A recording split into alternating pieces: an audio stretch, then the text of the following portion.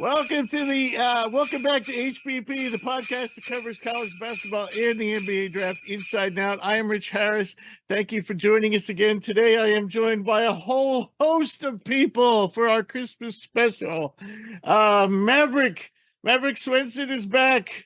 Doc Louallen is here, and Drew Barton is here. Drew, you got a haircut. Nice haircut. So, Maverick, we got to ask, how you been? We haven't seen you in about a year. Listen, everything has been great. Let me tell y'all something. It's been great. The reason why I haven't been here for the past year is, simply put, the Mavs. We had a rough year last year, so I couldn't show my face around here. I couldn't show my face because, listen, last time I was here, I was talking real crazy especially with Doc. Doc and I got some history now. So I'm back now. All right. Last night, the Dallas Mavericks, back-to-back, are at home against the healthy Lakers. We came out on top. No Kyrie. Nothing. I had to come back, especially for Doc. I am on you, Doc. Last time was different, but this time we are back, baby. We are back, and we are feeling great. Well, actually, in our mailbag, which we haven't done a mailbag in a while, because usually most of our questions in the mailbag are NBA related, and we haven't been doing a ton of NBA since college season started, but we do have a question about the Mavericks, and actually, without seeing it, I think the person is referencing you, Maverick, but we'll get to that. That's at the very end. So, for sure. Save your thoughts there. So before we do anything, I want to roll an interview that I did earlier today with Noa Dalzell, covers the Celtics. She's a beat reporter that covers the Celtics for SB Nation and Fansided. And we're going to ask her all kinds of questions about the Celtics. Today's special guest is Noa Dalzell, a Boston resident, a lifelong Celtics fan, and a contributor for Celtics blog on SB Nation and Hardwood Houdini on Fansided. Noa, welcome to the show. How you doing today? Great. Yeah, thanks so much for having me. So I know you graduated from Cornell as undergrad, correct? Northeastern. Oh, but I did a plant-based nutrition certificate at Cornell. So that's probably what you're seeing if you're looking on my LinkedIn. Yes. And then you went to Northeastern and got your master's, correct? Yep. Yeah, I did my undergrad and my master's. Great. And did you study journalism? I didn't. No, I studied political science and public policy, and that's what I do when I'm not doing Celtics writing. So. Oh, okay. So you do both. All right. Yeah. I had a double major, and neither of them had anything to do with journalism or sports too. So, I think we all kind of do what we need to do, and then do what we want to do too. Exactly. on the side. So, what attracted you to write about basketball? Yeah, so I played basketball my whole life. Grew up in a basketball family. My dad was a professional basketball player in Israel for like 16 years. He played for Hapoel Tel Aviv, Hapoel Jerusalem. So I always kind of joke that felt like basketball was a religion in my family, or at least that was the culture that I grew up in. And then I've also always loved to write. So I would say those have been my two passions pretty much since I can remember. Played basketball, through high school, played club at Northeastern. And then once I was done with that and I dragged it out as long as I could because I was still eligible to play as a grad student too, I realized that I wanted to kind of keep it in my life in a more formal way than just watching the games, which I was already doing. And so started covering the team, over the summer and have been really, really enjoying it. And I joke in 7th grade, I had a Celtics website and that was maybe a little bit foreshadowing. Did you really? I was gonna one day get back to it and be a little bit better at it because it was not a great website. So were you like 13 at the time? Yep. Yeah. It's still up there. It's a weekly website. I had like a bunch of hot takes, including the fact that the 2011 Mavs team wasn't going to make the playoffs. So that just tells you I needed some more time and experience before I made any more predictions. Okay. So your dad is John Dalzell, and he was a shooting guard. And as you said, he played in the Israel BSL. And for those who don't know, it's top level in Israel. And he played shooting guard and did some coaching after that. So I assume that was a big influence on you. Is that correct? Yeah, definitely. He coached me kind of through my life as well. So everything I know about basketball, I feel like I got from him. Okay. And in what position did you play when you played? Also shooting guard. Yeah, Okay. So two chuckers. exactly. So what did you so were you born before when he played professionally or when he worked as a coach? No, I wasn't. I missed that.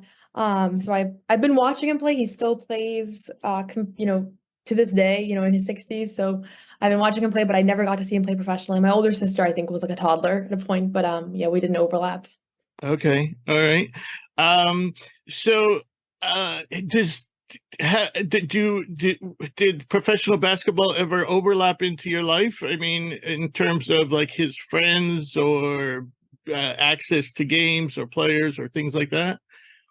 Yeah, I mean, not so much just because, most of his network was overseas. But that being said, like as I started to do this job and, like for example, I was writing an article on Peyton Pritchard earlier this year, who, played in Oregon, and Dana Altman is a good friend of my dad's. They were college basketball teammates. And so Ah, I asked my dad, like, oh, any chance that I could get an interview with him? And he was able to get that one. So once I had that conversation, I was thinking I gotta at some point sit down and like make a list of everybody he knows, and see who else might be able to be helpful. But yeah, so far I haven't used that connection much, but yeah, he has a lot of crazy stories. He's played with a lot of former NBA players, and the drill, they go overseas after their career is done. So he's had a lot of stories like that. right. And it kind of, connections kind of snowball too. Definitely. You interview Peyton Pritchard and that leads to something else and something else. So yeah, it's always good to do it that way. So let's talk about the Celtics. What particularly has surprised you about the team this season? It's a good question. In general, I think the team is having a similar season to what I had projected when they made kind of all the offseason moves, when everything was all said and done, once they had acquired Drew Holiday. And before that, I was a little bit worried. But Porzingis maybe is the most positive surprise. I wasn't sure exactly what to expect, and obviously his health remains a question, and it remains to be seen. But generally speaking, he's been super reliable on offense and on defense. He started off the year really efficient. He's still one of the team's most efficient players. And then defensively, he's been a rim protector. He's been pretty versatile. He's just been great. He's been an awesome third option. And so I wasn't sure what to expect. I think he talks often about his career in Dallas and how, he didn't maybe put his best foot forward. And he seems like he's become a lot more mature since then. So we weren't sure as a kind of fan base and as media, what Porzingis we were going to see. And, obviously he had an awesome year in Washington last year. And so he's just kind of continued that solid play, and it's been really, really fun to watch. Right, right. You mentioned health, and that was leads me to my next question. The Celtics have managed to stay relatively healthy this season, which was a big concern here on our show going into the season because we thought the team's depth was suspect. Now I think Peyton Pritchard, Sam Hauser have acquitted themselves very well. But still, the team is basically using an 8-man rotation. If you look at the stats, there's only 8 guys playing over 13 minutes per game. Can they keep that up? We'll see. I mean, I think there's a really solid top 7. You have the 6 guys, the starters plus Horford. And then you have Sam Hauser, who's just been awesome. He's been shooting lights out. Also, a fun thing to do is to just watch him on defense for like a few minutes in a row and realize that he's actually like a lockdown defender. And so he's been awesome on both sides of the court. Peyton Pritchard, I'm a big fan of his. I hope that he continues to keep, his 20 minutes a night rotation. He's been struggling a little bit from the field, but he also has like by far the team's best assist to turnover ratio, and he's just been a good spark off the bench. So I think his spot's kind of safe as well.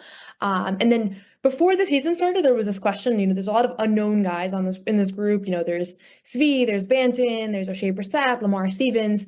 A case could be made that each of those guys had like a reason why maybe they'd be the 8th person in the rotation or maybe 9th after Luke. But none of them have really stepped up and solidified their role. Delano Banton, as of late, has been the guy that's been seeing a little bit more action.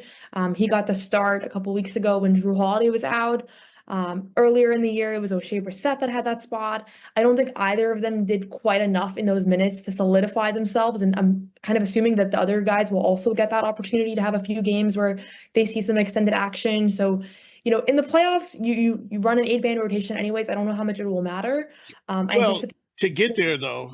Yeah, right. I anticipate that there will be some, inevitably some more injuries and therefore more opportunities. And these are generally more veteran guys. Like Lamar Stevens was a starter on the Cavs. Svi's played a lot of NBA games, so I think they'll be ready for the moment when it comes. It's just clearly right now there's not like a big desire to tap into those reserves. They call them the stay ready group. They're the guys that are warming. They're out there warming up before every game. They're scrimmaging before every game. But you just never know when they're going to actually see action. And then I'll plug Namias Queta. He's become a fan favorite, reserve bigman. He's a two-way player. He's kind of competing with Luke Cornett, I guess, for those minutes. And he's someone else that has been a big energy rebounding guy. Although Luke kind of knows the Celtics system a lot more. Right. All these guys, for me, Lance Stevens, or Lamar Stevens, excuse me, huge fan of his game coming out of college. And it always surprises me when a guy doesn't quite make the cut. Sam and Peyton, I had rated higher as draft prospects, a little higher than Lamar, but Lamar's an excellent athlete and big and strong. I suppose his weakness is shooting. It's just surprising me that he really hasn't gotten a role where he plays 10, 15 minutes every night, Yeah. All right. Yeah, I think we all kind of anticipated he would, and we just haven't seen him like at all. So it must be, I'm assuming what the coaching staff is seeing in practice is signaling them to turn to other guys, but hopefully he'll get that opportunity at some point. Well, it just goes to show you, how good the NBA is when these guys just play at a super high level in college, even the G League. But it's not good enough. It's a tough league, select few. So speaking of not seeing the floor at all, let's talk about rookie Jordan Walsh, who hasn't played a single minute this season. He's been putting up solid numbers in the G League. When might we see him get on the court for the Celtics? He really hasn't played at all. I could have sworn he saw the floor at some point. I don't think he's played a single minute. Okay, yeah. I watch the G League all the time. It's like my I actually love watching the Maine Celtics, so I feel like I've been watching him. But yeah, it has been in Maine. I think he's been playing great in Maine. I think he scored 20 points his last few games. He's a lockdown defender. He was on Grady Dick the other day, and it was pretty fun to watch. As a Celtics fan who has loved the Marcus Smarts, Drew Holidays of the world. So he's 19. I anticipate that he will be a part of this future. He's not a two-way player. He has a guaranteed, I think he's on a 4-year deal. So I think they're viewing him as someone who's going to be a part of this group moving forward. But I'm not shocked that this early on he hasn't been in Boston. Like we said, there's a lot of more proven players that have a lot more experience that haven't even found minutes in the rotation. I don't see him just, jumping those guys in the rotation just yet. But maybe later in the year with more reps under his belt and kind of improved shooting, he'll be able to maybe carve his way into a 9th man role. The challenge with the kind of reserves right now is that none of them are really shooters, except with the exception of Svi. And Jordan Walsh was not known for being a shooter in college, but he was pretty good shooting in summer league, and he's been pretty good in the G League so far. And he's 19, so I don't want to put him in any bucket of being good or bad at anything just yet. So hopefully that's kind of something that he can evolve on and then play that kind of 3-and-D role for the group moving forward. Having watched him from day one at Arkansas, it was really obvious that he was tentative on the offensive end. And he slowly kind of got more comfortable, more confident. And you saw that carry over into the combines, and you saw it the summer league. So I think he moves as a, at a maybe a more gradual pace, but Yeah. when he takes those next steps, it's like you don't expect him to revert backwards. You know what I'm saying? He's Yeah. building a foundation. So I think he's on the right course. So the team has one open standard roster spot, and now a two-way spot just opened up with the release of Nathan Knight. Do you expect the team to make a move or two before the trade deadline? And what do you think, though, that move or moves might look like? Yeah, I'm not sure what they're gonna look like. I think the options are maybe getting another reserve big man if they don't feel completely confident that Porzingis is going to stay healthy. I don't know if Cornet and Nemanja Keita are proven enough to be able to handle like playoff minutes, and that's really what this whole team is geared to do. So that could be one option. I think another option potentially is this idea that Peyton Pritchard might not be the backup point guard that they're going to stick with reliably in the playoffs. They signed him to an extension. He's been really solid as far as just like all around basketball. He's been a high energy guy, knows his role, plays good defense. I think he's kind of playing well across the board. So even when he like literally couldn't hit a shot earlier in the year, he was still getting his minutes. But it wouldn't shock me if they wanted to add another kind of more proven guard to back up Holiday and White. So there's a couple of options there. I wasn't, Nathan Knight was waived. I wasn't shocked because he didn't seem like he had done much to kind of separate from Nemanja Keita, who's already been in Boston back and forth a lot. So remains to be seen. I just saw a Woj report. I actually don't even have the name yet, but apparently the Boston Celtics are zeroing in on free agent Drew Peterson, who is a forward for a two-way contract. So that just came out a few minutes ago. I saw that in my Celtics blog Slack. Drew was with Miami all summer. He wasn't drafted, so Miami's promised him a what are those Exhibit 10, and then he moved on to Miami's franchise. Drew's actually an interesting prospect. If you don't know anything about him, I'll fill you in because I actually know Drew. He's he's tall. About 6'9", so he could play anywhere between, believe this or not, he could play anywhere between the 1 and the 4. At least he did in college. He's a good passing wing, but he's also tall enough to play the 4 spot. And his best attributes are his shooting, shot creation, and passing. Athleticism, questionable. And so that would be the drawback there. But he'd probably be one of the better shooters of that stay ready group.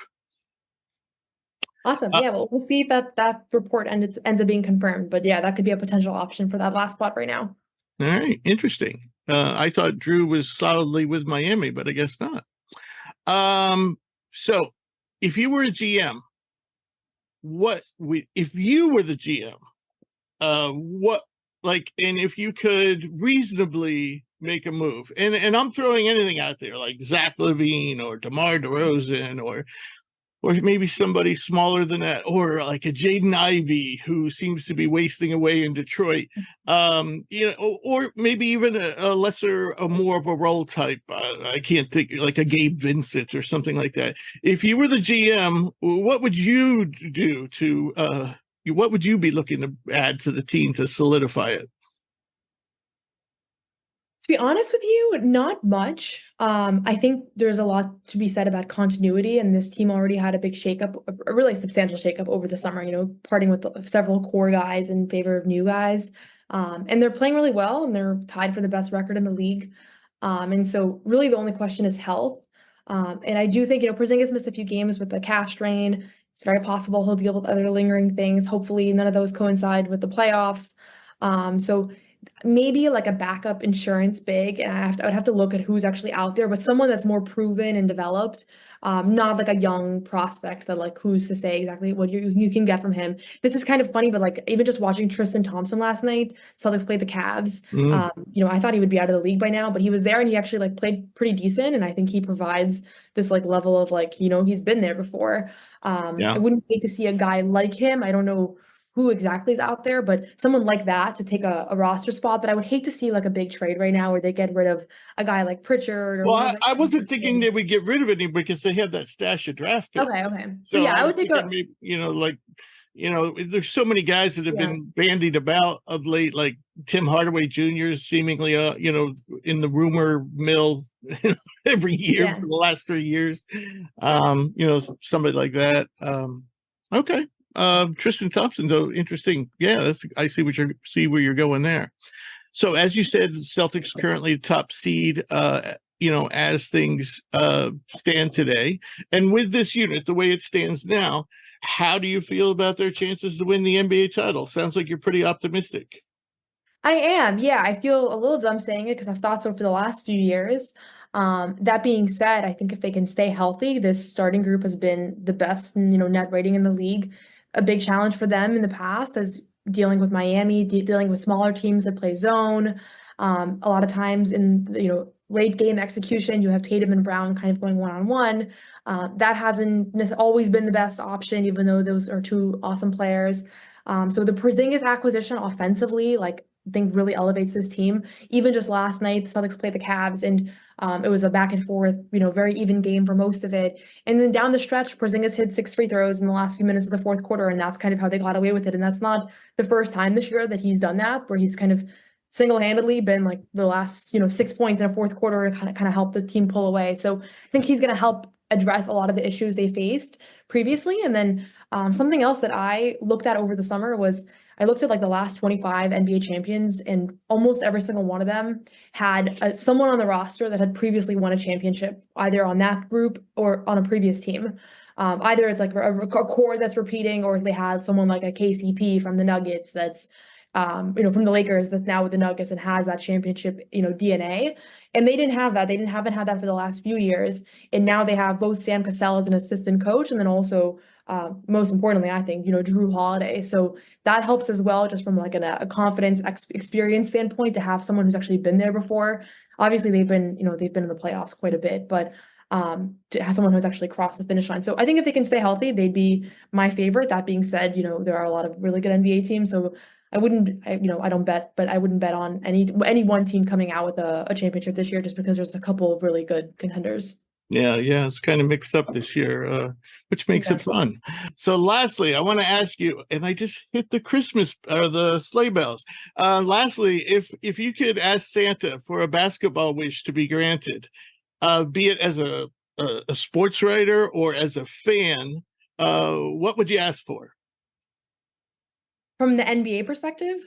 Basketball related. It could be anything. Because I want to be able to dunk. That'd be mine. I'd love But if we're talking NBA writing, maybe, I'd take a championship. I've been following the Celtics since 2009, which, if you remember, that means that I've never seen them win, and I tuned in just 1 year too late. So, but I would take a dunk. I've always thought it must be the best feeling in the world. So right. Excellent answer, and I didn't expect that one. That was good. By the way, I haven't seen my Sixers win since 82? Yeah. 82, I think. Yeah, so I don't feel that badly for you. No, that's fair. That's fair. I know we're spoiled in Boston. We're spoiled. Yeah, and I still think the Sixers are still paying for giving you Tatum in exchange for Markelle Fultz. I think that's still lingering over the Sixers organization. It really might be. Well, Noah, I want to thank you for being on the show today, and I hope you could join us again, perhaps around playoff time, and we can talk about how things are standing then. That'll be after the trade deadline and yeah, that would be fun if you could come back. Definitely. Yeah. Thanks so much for having me. Yeah, it was fun. All right. That was a great interview with Noah. And I loved her Christmas wish. For you guys who weren't at the interview, I'm going to be asking you all the same question. What, in terms of hoops, what do you wish Santa will grant your wish in terms of hoops? All right, so let's open up our NBA notebook, and I want to get you guys' thoughts on the in-season tournament. Would you guys change anything? the final game on Saturday night was the league's most watched regular season game beside Christmas Day games on any network in nearly 6 years. Seems to be a pretty good success. People seem to like it. So did you guys like it? Do you think it's a good thing? Do you think it needs to be tweaked? We'll start off with you, Doc. First of all, Mav, I guess we talk about Luka and your boys later, I guess. But right now, I guess we talk about the in-season tournament. Yeah, the only thing I would change about the in-season tournament, first of all, Lakers do not hang a banner and don't get a ring. Don't pop champagne in the locker room no more. Don't put goggles on. Okay, I know this is a LeBron James thing, clearly, but come on, stop it. You won the in-season tournament. It's good. Like, there's nothing wrong with winning a tournament, but it's kind of like equivalent. It's not like the Big East tournament. This is equivalent most like the Maui Invitational. So, like, I don't see college teams in Maui Invitational celebrating the way the Lakers just did. Okay, this stop. The NBA needed the Lakers to win that game because if the Pacers would have won, it would have kind of like been like, damn, well, we know the Pacers probably gonna be a first round bound. So what is the in-season tournament? But since the simple fact that the Lakers won, it was more like this is like a preview. I know they probably wanted to see the Bucks make it. It could have been like a finals preview. They got to say, oh, this is really working. But the only thing I would change is no more. You don't have to separate the groups into East versus West. You might as well combine it. Have all the teams face each other as just the NBA. Yeah. Say that bracket stuff for the playoffs. Like why are we having still a East versus West champion? You didn't have to do that. You could have had Group A mixture with West and East teams. That's the only thing I would change in it, honestly. And I will also just ban the Lakers from celebrating the way they did again. So yeah, the celebrations quite silly, quite Laker-like. Maverick?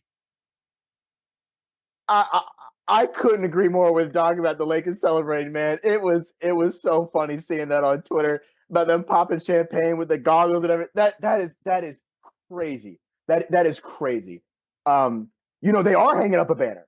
It's confirmed. Yeah, they are. So that's I'm pretty sure the league probably told them, like, listen, to make sure that everyone knows that this is serious, y'all are gonna have to hang up a banner. You'll have all these championships. If you hang up a banner, it puts more validity into the tournament. All right. Do I agree with it? I mean, it is what it is. I got two things that I had issues with. Number one, I'm sorry. I like the fact that they tried something different with the courts. Hated most of them. And the league seemed like they hated most of them too, because most of them were faulty. The Mavs didn't even get to play on their home court because they were all faulty. Everything that got sent to them was faulty. I believe the 3-point line was shorter than what it actually was. I mean, that's ridiculous. What are we doing? I didn't even get to see, and the Mavs had one of the best courts. We couldn't even see that. Not even with just the Mavs. The Pelicans court was, that was so bad. It was unwatchable. It was unwatchable. I couldn't believe my eyes because my eyes were burning the entire time. It was so crazy that this was allowed.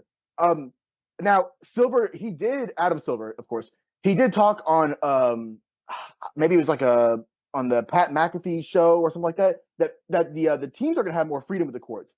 That's a great idea. Hopefully they're not as atrocious as this year. But I think that's a great idea. They can get pretty creative with that. That's great. Another thing was, a lot of players at the beginning of the tournament were pretty confused of what was going on. And, maybe you could say there's a point differential. I believe it was because of the length. We had tournament games, I believe, every Friday, Saturday, and Sunday, depending on what it was.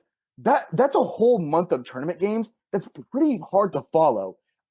And because of the tournament schedule, the NBA schedule then followed suit, and now it was all mixed up. Some teams would have 5 days of rest. Some teams would have 4 games and 5 nights. Again, how is it that bad? That's inexcusable for whenever you have professional schedulers doing that job. In my opinion, having a tournament schedule of 2 weeks of just straight tournament games, you can have 2 weeks of just like 1 to 2 days of rest and everything just kind of compacted into 2 to 3 weeks. That would be amazing. Every other day, just like they do with World Cup. Exactly. I don't know how that wasn't thought of, or how that was concluded that that's a bad idea, because the build up from that to Vegas would be crazy because the Vegas games were really, really good. They were really competitive to watch. Imagine 2 weeks, sort of like the playoffs, a shorter playoffs, but in the beginning of the season. I think that's a change. You would have had people watching like March Madness. That's what I'm saying, Rich. This is a single game elimination tournament, except you have 5 games to get your place in. Fine. That's fantastic. Similar to soccer, similar to March Madness. That's fantastic. But have it condensed where it's not so hard to follow with the length of time. Yeah, I like both of your suggestions. Drew, do you have a suggestion I'm going to like? Probably not. I'll be completely honest. I'm kind of, I don't know. Like, I think my transition to grumpy old man, I like college basketball more than NBA basketball is kind of complete. I haven't really watched a lot of NBA the last 2 years, but not a lot this year. Part of that's just because of my job. I've just been busy and only have so much basketball time available. When I do, I like to spend it watching college hoops instead.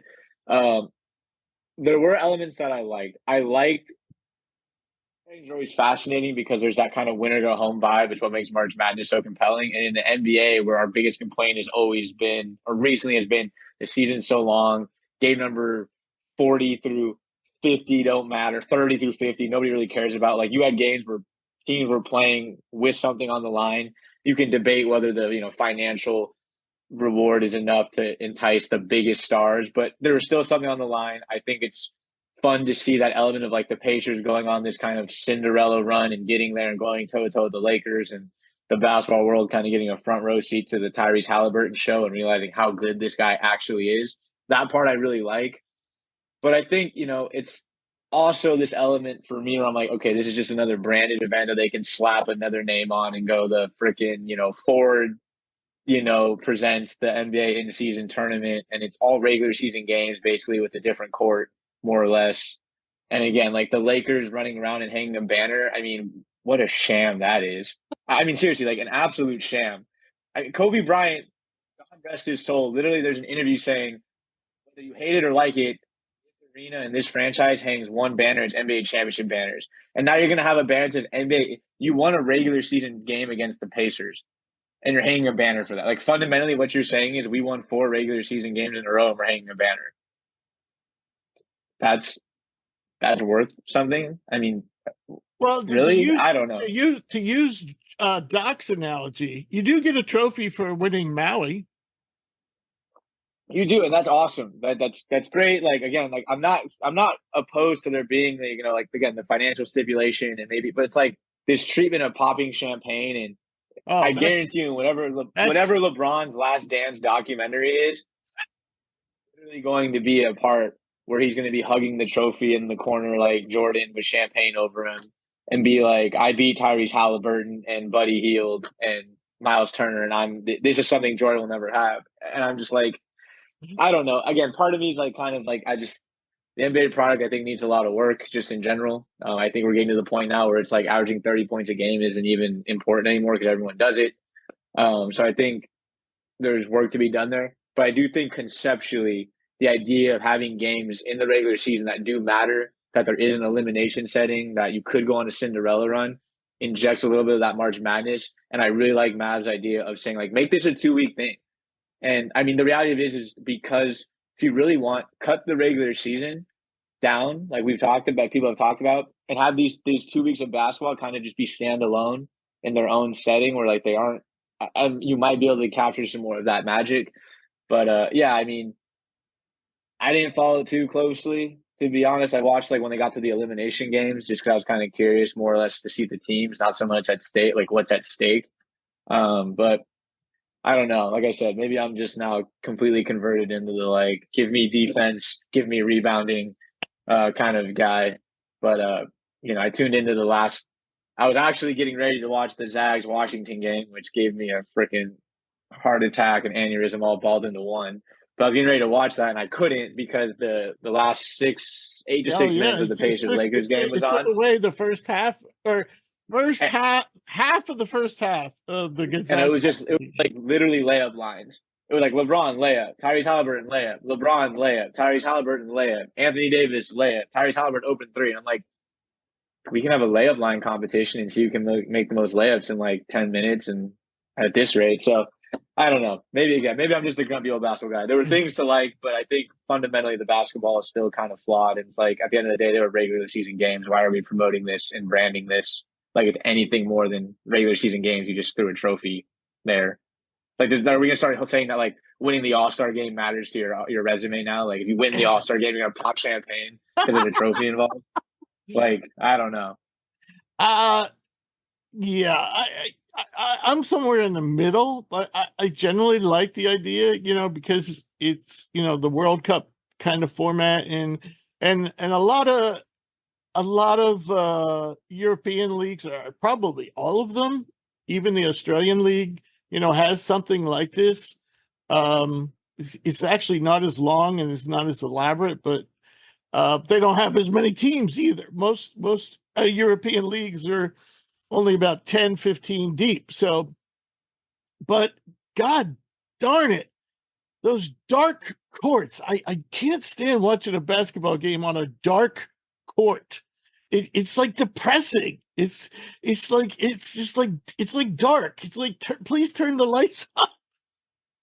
I like a nice bright court and well lit, and that thing in Vegas, I was like, I couldn't. It was either going to put me to sleep or cause me to have a convulsion. But anyway, we'll move on. So actually, we won't move on because I got two questions for you.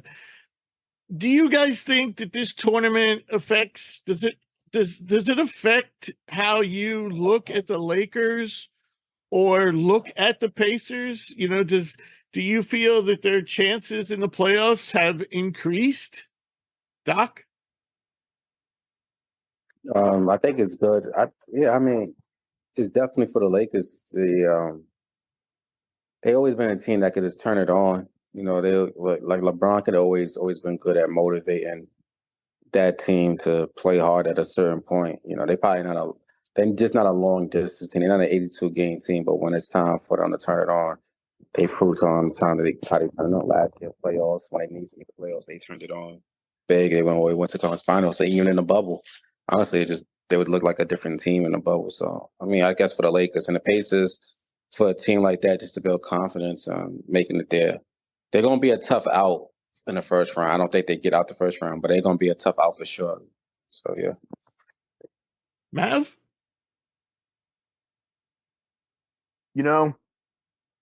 It changes absolutely nothing of how I view the Lakers. Not a single thing. They were exactly the same team as I thought coming into the season after they won the in-season tournament, baby. I mean, they're champions. They are popping the champagne. Not thinking of them differently in any way. If anything, it just kind of the tournament promoted a playoff-like atmosphere. And of course, that's going to go towards the teams that are a little bit more experienced with understanding that type of pressure. So, of course, you're going to have a team like the Lakers be able to outperform a team like the Pacers, a young up-and-coming team who, they haven't been in the playoffs for a while. Halliburton has never been into playoffs. I mean, this is a group of guys that are still. Mathurin hasn't been there. Nebhard hasn't been. Mathurin, he's dealing with his own things, coming off the bench. Starting every. He's a spot gap. Scoring guard. You got Aaron Naismith over there, who's that's over. Over there is crazy offense. It's crazy offense, but they've never experienced that type of pressure before. With that group. Now Rick has, Coach Carlisle has, and that's why they were there in the first place, because they beat a Milwaukee team. And we'll get to. Oh my God, we'll get to Milwaukee. We will get to Milwaukee because I think that this tournament says more about Milwaukee than anything else. Because that Coach Griffin is the complete opposite of Budenholzer, because Griffin is promoting so much offense in that Milwaukee system where they think they could just outscore everybody. No, that is how in the world do you have one of the best defensive front court and you can't defend the paint whatsoever. That is coaching. That is not players. That is coaching. And on the New Orleans side, fantastic squad. We talked about this last year too. They have something special building over there. What's holding them back is Zion Williamson. How in the world is that team playing so fast and being slowed down by their 23-year-old superstar? Not a chance. that tournament said more about those teams than I think it said, period, for the Lakers. I'm just going to be honest, guys. Sorry. No, I agree with everything you said. We talked last time we were on, we talked about how bad Milwaukee's defense was. Bobby Portis is grumbling about how the team is being coached. So after the tournament game. Yeah. After the tournament game. Yeah. Drew, what are your thoughts on if this tournament benefited anybody at all? I mean, I think, again, from just a basketball, like, for the sake of the basketball community, it was really nice to see a team like the Pacers, who historically are kind of always like a little brother franchise. They don't get the respect that they deserve, I think, historically.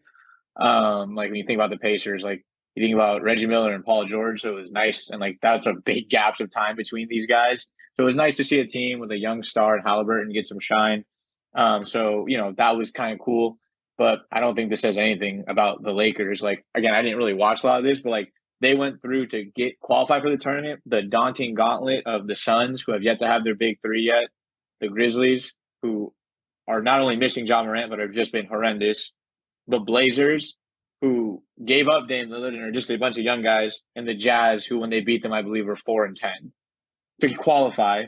Then they once again beat the Suns. Have a bunch of injuries too, so exactly. The Suns, who again, who they barely beat them. And again, they have not been their full big three. I think they're actually making their debut today. I think Beal, Durant, and if I'm not mistaken, the Pelicans, who again have been up and down. You never know what you're going to get. They beat them. And then the Pacers, who you guys all just said have this much experience in the playoffs, have a bunch of young guys. So I can't look at that list of teams and go like, yeah, I think you should beat every single one of those teams, no matter in whatever situation, they should have beat every single one of those teams.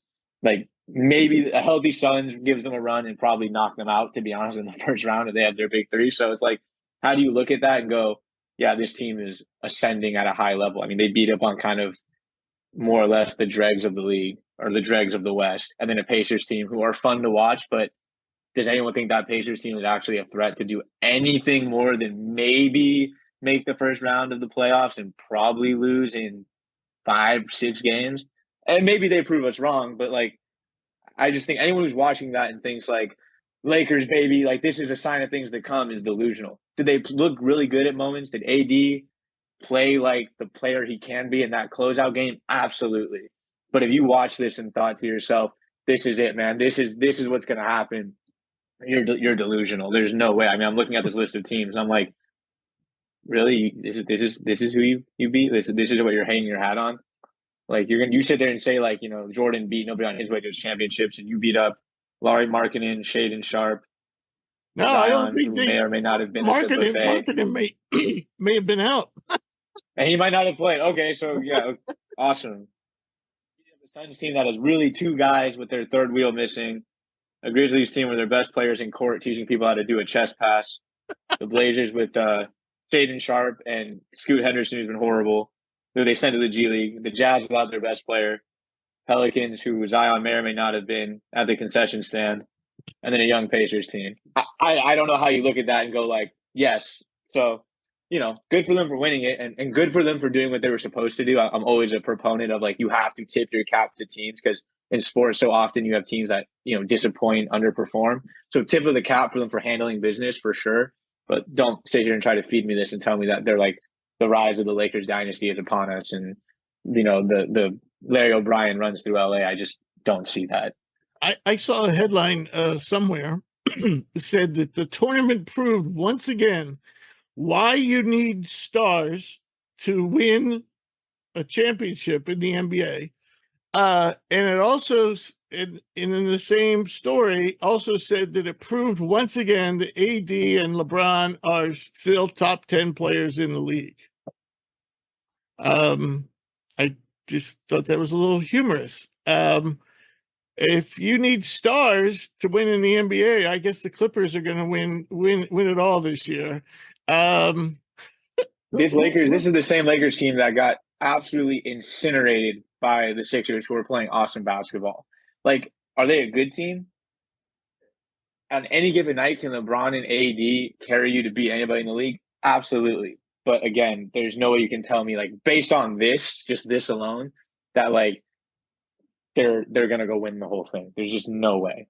I think it does help the Pacers a little bit in the sense that, as Maverick said, not much playoff experience on that team. So do I think that this was played at the same intensity that playoff basketball is played at? No. But it's more similar than your just regular old Wednesday night game at the Madison Square Garden against the Knicks. So yeah, I think that benefits them a little. Do I feel any differently about the Lakers? No, I don't. Anything else, Mav? I was just wondering who in the world put out that this tournament proved that LeBron and AD are top 10 players in the league right now. I'd have to dig it up. We got to dig it up because we got to talk about that, eventually. Because I don't know who wrote that, but you should be evaluated. Your basketball opinion should be evaluated immediately. All right. Well, I can't dig it up right now, but so let's talk about the most surprising teams in the NBA. And I'm basing this kind of like, where we projected them to be in the preseason. And I gotta admit, I'm shocked by Minnesota. Not super shocked by OKC. I know some of us liked Orlando to be a playoff team this year, but I didn't. So that one surprised me a lot. Now, Houston is a team I thought could maybe sneak in there in the 8th spot. So I'm not too surprised about that. But those are the 4 teams I'm thinking of probably the most surprising so far this year. Minnesota, OKC, Orlando, and Houston. My question is, all these guys, all those teams are top 4 seeds. I mean, Minnesota, last time I looked, it was tied for the best record in the NBA. OKC's right behind them. Orlando, I think, is 2nd or 3rd in the East. Houston is actually not. Houston's like, I think they're 8th in the West. But still, most people didn't give them a chance to, win more than like 25 games. So, do you think these guys can hold on to their playoff positions? Can they maintain this, or is this just a too small a sample and these teams are going to fade, or at least some of them are going to fade? What do you think, Doc? Orlando definitely will fade. OKC will stay up there. They'll probably have their Sacramento, yeah. And you said the Houston Rockets. The Houston Rockets could stay competitive. They have competitive guys, as long as they stay healthy. Their healthy is more about Dylan Brooks and Fred VanVleet staying healthy than the younger guys like Jabari Smith. Like they veterans will keep them afloat. So hopefully they stay healthy. And honestly, you just got to see how the West play out in terms of now that Ja coming back, how Memphis going to come up in the ranks. It really just depends on the teams who below them, how they start playing. The West is, before the season started, we all had this perception about the West being like, the same teams, but those teams don't look that good. You see Denver looks beatable now. They say that with Jamal Murray, he only turns up in the playoffs. Everybody thought that his playoffs would turn into next year regular season. Nope. Regular season, he's still bad in regular season. So it's not like they're not like a dominant team where you're not scared of nobody in the West. I think the East still got teams where it's kind of like solidified in a way still. Like, you're just not beating them in a 7-game series. In the West, it's feel like they all could beat each other. Even the Mavericks, even the Mavericks is in that mix, and the West teams that, potentially anybody could go to the finals out the West. Honestly, there's no dominant team in the West. So for OKC to be at the top, I think they will stay at the top because their young guys play hard every game. And the Clippers is a mess. It just I just feel like OKC can stay up there. Houston could be in the mix too, as long as they veteran guys stay healthy. So Orlando, no. Orlando is not going to stay there too long. Orlando I disagree. Man, you're really why? You're a big Goga Batadze fan? Oh, come! It's not about Goga, man. He's been having a good year. Come on, Doc.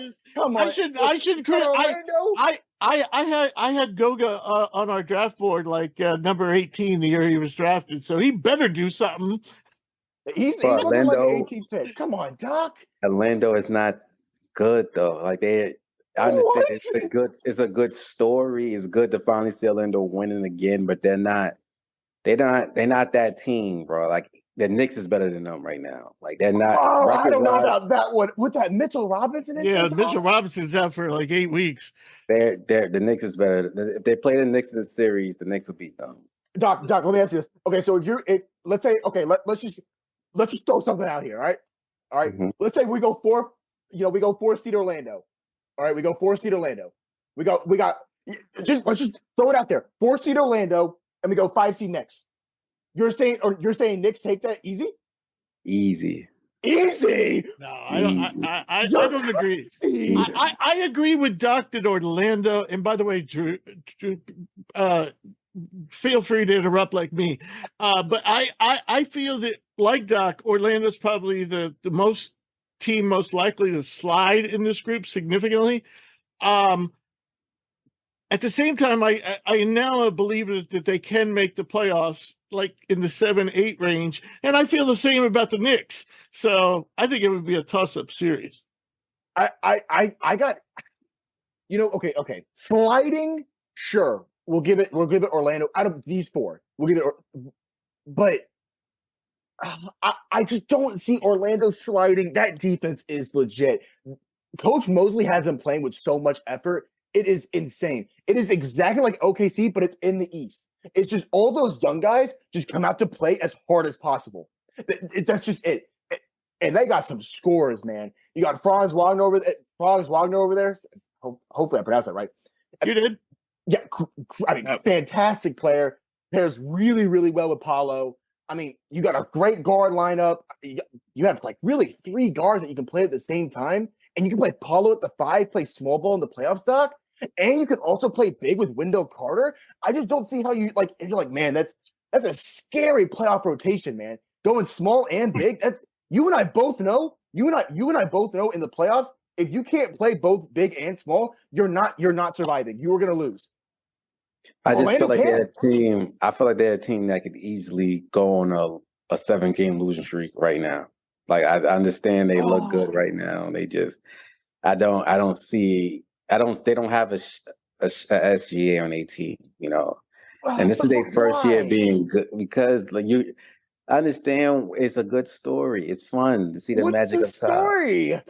Let's just look at the teams that's better than them. We know that the Pacers is better than them. Okay. We know that the Sixers is better than them. That's fair. We know that Milwaukee is better than them. We know the Celtics. Arguable. Arguable. Let me tell you what, it's arguable. Stop it. We know that. Brother, if I'm and the thinking Heat offense is better or than defense in the playoffs, the Heat. The Heat is better than them. Yes. We're taking the Heat still. Yes, the Heat is legit. How are the Heat more legit than Orlando? Because Jimmy Butler been injured this whole time. What are we saying that Tyler Hero's going to take him like over the rainbow here? And Tyler Hero been injured too. They keep mentioning him. I'm talking straight healthy and playoff time. Are we saying that Tyler Hero is going to be the magic wand to say we're getting to the promised land, baby, and we're beating a tough defense in Orlando? What round? The Heat would beat Orlando. What round the Heat got to last year? And what round the Magic was at last year? How many players have they lost, Doc? They're only getting older. They are getting older, but they still got. And Bam is playing the best basketball he ever played. Bam got. Both agree on that. He's also hurt again. Well, I think the discussion here is which team are we talking? Who do we think would flame out in the? Because I think there's 2 different discussions: flaming out in the playoffs and who can maintain. We saw it with Sacramento played well all season last year, got to the playoffs, and the older veteran team just out savvied them, and they had the transcendent superstar that the Sac didn't. Yeah. Like, I think the Magic are pretty legit. This is a team that is following in the footsteps of a lot of teams are looking at the OKC blueprint and just collecting as much young talent, and that's what they're in. Are they the second best team in the East? No. And do I think they make the playoffs? Yes, because defense travels. They're young. They're competitive. But I don't think this team would get out of the first round because that's a lot to ask for a team where all of your best players are like 4-year or younger NBA dudes. or guys who are now just starting to hit their peak. Like if De'Aaron Fox and Sabonis, who had been in the league and had excelled for a period of time, and they still weren't able enough to go over the hump, I don't see how. And Jalen Suggs, y'all know me, I'm a Zags guy. I love Jalen Suggs. I'm indebted to him forever for hitting that half-court shot. Like I might have to name my kid Jalen because of that. But like Franz, big fan of him. I wrote a scout for him in college a couple of times. But it's like to go from young and scrappy, like young with upside, young and scrappy, to now winning playoff series.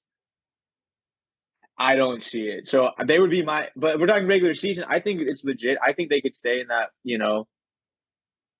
4 to 7 spot. The thing that we see with these young teams and with the NBA regular season is it boils down to, when you ask the question, is it sustainable? The follow-up has to be, does the regular season matter to these guys? And to a young team like the Magic, who have been all those guys in their pro career have been career losers up to this point. I'm not saying individually they are, but they haven't won. They haven't made the playoffs. These regular season games matter. We're seeing that with all of these young teams. These guys are finally starting to figure it out. They're picking up wins. They're putting up stats. And so it matters to these guys. Like, I guarantee you, for all these dudes who have grown up as Mr. Basketball in their home state, played at all these Power 5 schools, contended for tournament titles back in March Madness, it feels good to be winning again.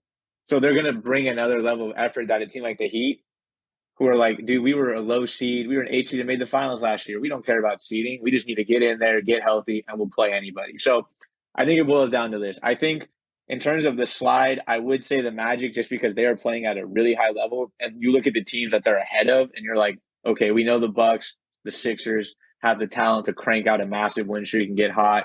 The Knicks and Pacers are both solid. We know the Heat are always kind of that sleeping giant where if they get going, Jimmy Butler comes back and gets right, that team can rattle off wins in a heartbeat. So I think the Magic are the most likely to fall because they're the highest up there at a 2 seed. Like, we're talking about Houston, but Houston's a 9 seed. Like, they'll probably stay in that 10 to 8 range, more or less. So I just think that the regular season matters enough to these guys where they're going to bring it every night and stay competitive. But with that being said, I mean, I don't think they're a viable playoff threat. And I wouldn't be shocked to see them fall from the 2 seed into that, 5 or 6 range when it's all said and done. And honestly, maybe a little bit lower because they are young and the emotional highs and lows of basketball and the wear and tear of basketball is real. And just like they've been winning, I think they're 8-2 in their last 10. They could easily have a stretch where they're 2-8 and 10 and kind of tumble a little bit. So I'll say the Magic, but I do agree with Mav. I think this team is legit.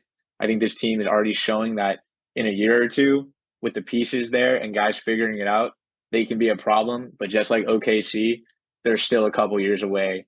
Just like we thought OKC, 2-3 years ago was, a couple pieces away. I will say this about Orlando. I root for them in general because just about every one of those guys I had high on my draft board. I'm like, get your ass in gear. Yes. No, I agree. I think we all agreed Paolo was the number 1 that year.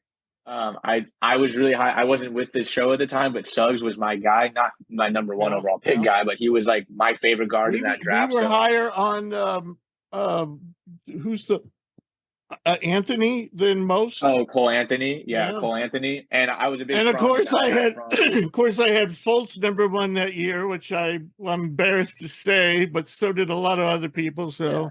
So there's a lot of guys on the team I like. I was really high on Franz and Suggs in that draft. I love Franz. Together. I love Franz. I was really I will tell you right now, Franz was on our draft board the year he came out. He was on our draft board top 50 to start that season. Nobody else had Franz Wagner on their draft board. And the reason is because I love guys who before they go to college, they play European ball. And you can assess them. You can watch them. You can look at their stats. You can look at their stats.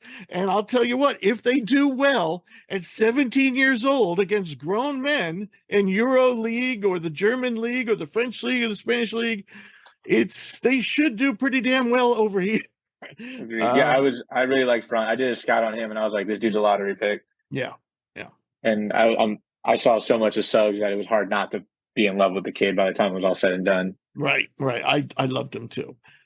Sorry. So next topic of the 4 most disappointing teams. And now I'm defining again, looking at preseason projections, two of these teams actually have winning records. I believe they're both Phoenix and Cleveland are 13-11.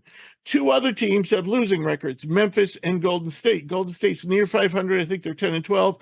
And Memphis, I think, only has like 5 wins on the season.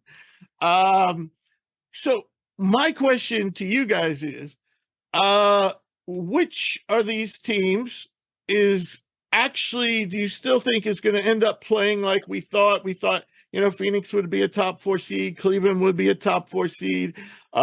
We certainly thought Golden State would be a top 8 team. You guys, our collective in our Fearless Forecast, we had Memphis, I believe, 5th in the conference. I wasn't one of those. I wasn't crazy about Memphis because, one, Morant was out, but that was the main reason. But I guess my question is, can we stick a fork in any of these teams, and can any of them actually move up and actually do what we expected them to do in the preseason, which is make the playoffs, and in Phoenix's case and in Cleveland's case, be a top 4 team in their conference? Cleveland and Phoenix, to me, I think will be okay. I mean, we alluded to it earlier. Phoenix hasn't had they went all in on the big 3 model and have yet to deploy their big 3. So it's like it's really hard to tonight. Tonight. It's really hard to say for a team that's going that route. Do you know why they're doing that, by the way, tonight? Because it's the HP Christmas special. They wanted to give it's an early present for us to evaluate. So I think they'll be fine. I mean, that team has still been competitive. Kevin Durant's playing at a really high level. Booker's been really solid, and you're adding another 20-plus point per game score to that lineup. I think they'll figure it out. And Cleveland's a team that I think, again, like I'm looking right now, they've had, 1, 2, 3, 4, 5, 6, 7, 8, 9, 10, 11. They've had 13 guys play double-digit games, which means they have had to go deep into their rotation because of injuries. Mitchell and Garland, LeVert, and Allen have all played less than 20 games this year, so that means they've missed time. I mean, not that they've had that many games over 20, but they've missed games here and there. So I'm not ultra worried about that team. I would have liked to see Evan Mobley take a little bit more of a lead. I had him, I believe, as our preseason defensive player of the year. I did too. He's been solid. He's averaging a 16-point double-double, so I'm not trying to be overly critical. He's been bad, but again, like with guys like Mitchell and Garland having missed some games, it would be nice to maybe have seen him assert himself a little bit more. And people are talking about his upside being one of the best two-way players in the league. I don't think he's there yet. The one team that I'll be honest that I'm ready to put a fork in is probably the Warriors. More so than Memphis? So here's my thing. Memphis is probably – they're in the worst situation, but it's one of those things where you're at rock bottom, your best player back, they can really only go up. I'm talking from the standpoint of who can kind of right the ship. Do I think Memphis is making some run? They'll be lucky to limp into the playoffs with the start that they've had, but it's going to get better. You add John Morant, you're going to get better. You don't add John Morant and then get worse than 5 wins. Plus, they've had a handful of other guys that have missed a ton of time, including Marcus Smart. Exactly. So am I sitting there saying they're going to skyrocket to a top 4 seed where I think we probably had them or where people viewed them coming into this before all the John Morant stuff? No, but can they still get in and maybe sneak their way into that 8 seed spot if they just get hot at the right time? I can see that happening. I can see them making the play-in, and if they're healthy come play-in time, I wouldn't want to deal with them. Like, they would be the scariest probably play-in team we've seen yet if they come back in fully healthy with Marcus Smart, Jaren Jackson, John Morant. But the Warriors, man, Draymond's suspended indefinitely. Clay has been horrendous. Wiggins has been horrendous. Draymond's giving us nothing but technicals and ejections. Has Steph Curry been awesome? Yes. Three ejections this year? 4, 3 ejections and 2 suspensions. It might be 4 ejections, but it's 3 for sure. So I'm like, between the games he's missed injured and the games he's been tossed out of and the games he's been suspended, he's given us nothing. Clay has been horrible. 1 out of every 5 games doesn't justify you being a starting shooting guard in this league anymore, because on the 5th game of every 5 games, he goes for 18 points. It's not working.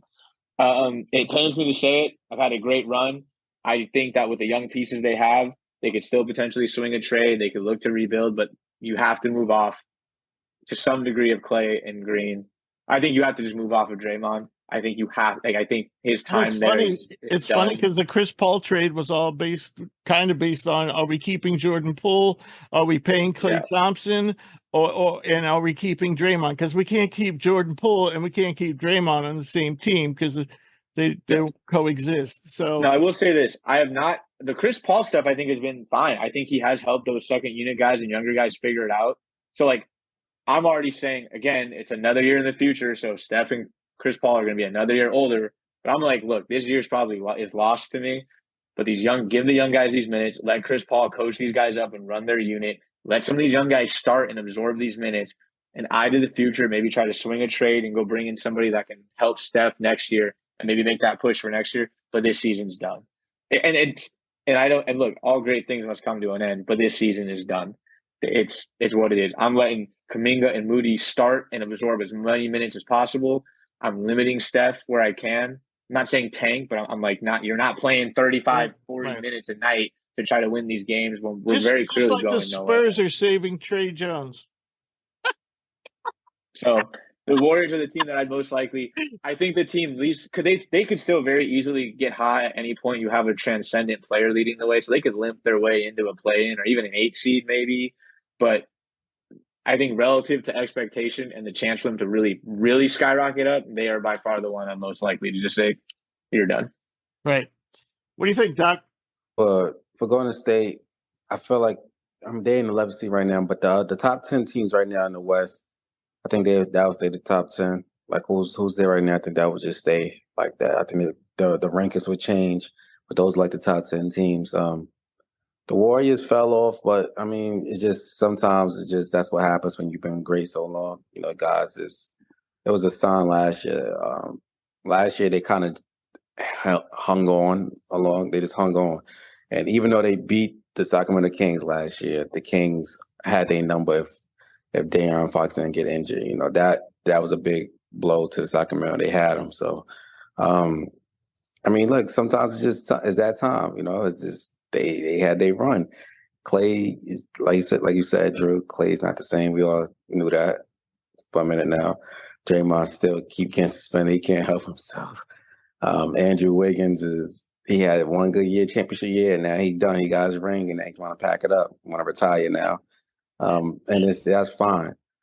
Now Phoenix is going to be a team that moves up, of course. But how far do you move up? And to me, like I said earlier, I don't think the seeding in the West really matters because everyone could beat everyone in those top 8 teams. So it doesn't matter where Phoenix move up to first, third, or the seeding because they all going to have to play each other sooner or later, and that would be the playoffs. And I feel like they're all even. The same thing I feel about the Clippers. All those teams are going to have to play each other. Doesn't matter who you play in the first round. You can't really avoid nobody. You got to play who you play. So I don't think seeding matters, but I do think they chemistry-wise, Phoenix will move up. Now on the West side, on the East side, what were the 2 teams in the East? Cleveland. Cleveland was the only team in the East. It's Cleveland. At the end of the day, with them is they a weird team because they like a purgatory team where it's like they will be up on. They can probably get out the first round depending on who they play. But if you got to play Milwaukee, Boston, or Philly, I don't see them beating those 3 teams. So they like a purgatory team. They could move up to 4th seed. Yeah. They can move down to 6 or 7, but it doesn't really matter for them because in Donovan Mitchell, they don't want to be there. So he wants to leave badly. He doesn't like Cleveland. He doesn't want to be in the city. So I think that hurts their chances too. So I mean, yeah. So I mean, the teams who I do, like I said, will move up. Is Phoenix Suns, they'll move up. But how far they move up to me doesn't really matter. But they're not going to be the 8th seed. They'll be top 4. Cleveland would be 4 or 5 like they was every other year. And that about it. And Memphis is debatable. I don't think they'll make the playoffs. But they could. That's the new NBA with this new play-in rule is tough. It's hard to say that a team won't make 10th seed. That's tough to say. 10th seed is not that hard to make. It is tough not to make the playoffs these days. Mediocre NBA, baby. Mediocre basketball association at this point. That's what I'm trying to explain. Yes, Memphis only got 6 wins, but it's only December. Remember, a lot of teams go on pick like a big winning streak after All-Star break. You know, some teams just only lose 3 games at the All-Star. You never know what the Memphis Grizzlies would be. And all you got to do is tell them, hey, can we make 10 seed? And honestly, they got 6 wins. I think 10 seed, got 10 wins? It's like a 5-game difference. It's not bad, man. They could make 10 seed and see what they could do in the play-in. Doc, man, Doc, they're gonna win. They're gonna lose 3 games at the All-Star break, and they're gonna be 30-52. I mean, Doc, I think they're missing too many people. They're missing Steven Adams. That's their screener. Kennard. I guess they're missing Kennard. Yeah, I didn't see him play against the Mavs, and they had. Oh, he's been out for a while, and Laravia was out for a while. I think he's Laravia, back. Marcus Smart's out. We still got Brandon Clark. We have no idea. Clark may not even play this year. We have no idea what's going on with Clark. And another thing is this too. Morant still has to get into basketball shape. You know, all these guys, I mean, we're talking about you missed 25 games. All of these guys are in NBA shape and beyond now. Morant has to start from day one, basically. He's been practicing with the team. He was shooting around in Houston today, but you still got to get in game shape. Yeah, but I'm not so much worried about that. It's not like he's a Zion. You know, he's a skinny dude. Oh, no one's Zion, Rich. No one is Zion. No, wait. He's in a class of his own. Maverick, if you actually ate me, like if you chopped me up in little bits and ate me, you could be Zion. Listen, man. He's in a class of his own. He's in a class of his own. You know, if you want to go back to what Stephen A. was saying about them chefs up in New Orleans, man, you know, we could go back to that. But listen, I'm on the opposite side. I'm putting a fork in Memphis. I'm definitely putting a fork in Golden State. I'm sorry, Drew. I agree on both accounts. My God. I mean, it is brutal. And it's not like it's going to change too, because you'll have the most stubborn coach of all time. I mean, at some point you have to realize that Wiggins, I mean, I don't know how many, it's been almost 25 games and we still haven't thought about moving Wiggins to the bench. And man, I forgot who they were playing, but Moody was playing fantastic. But he only played 12 minutes. I believe he had 12 or 14 points. It was the OKC game. Was it? You know what I'm talking about? Yeah. Is that the one where they had 29 turnovers? You mean every game? Oh, no. Every game. But I think Drew knows what I'm talking about. I think he knows what I'm referencing. Yes. Moody was absolutely hooping.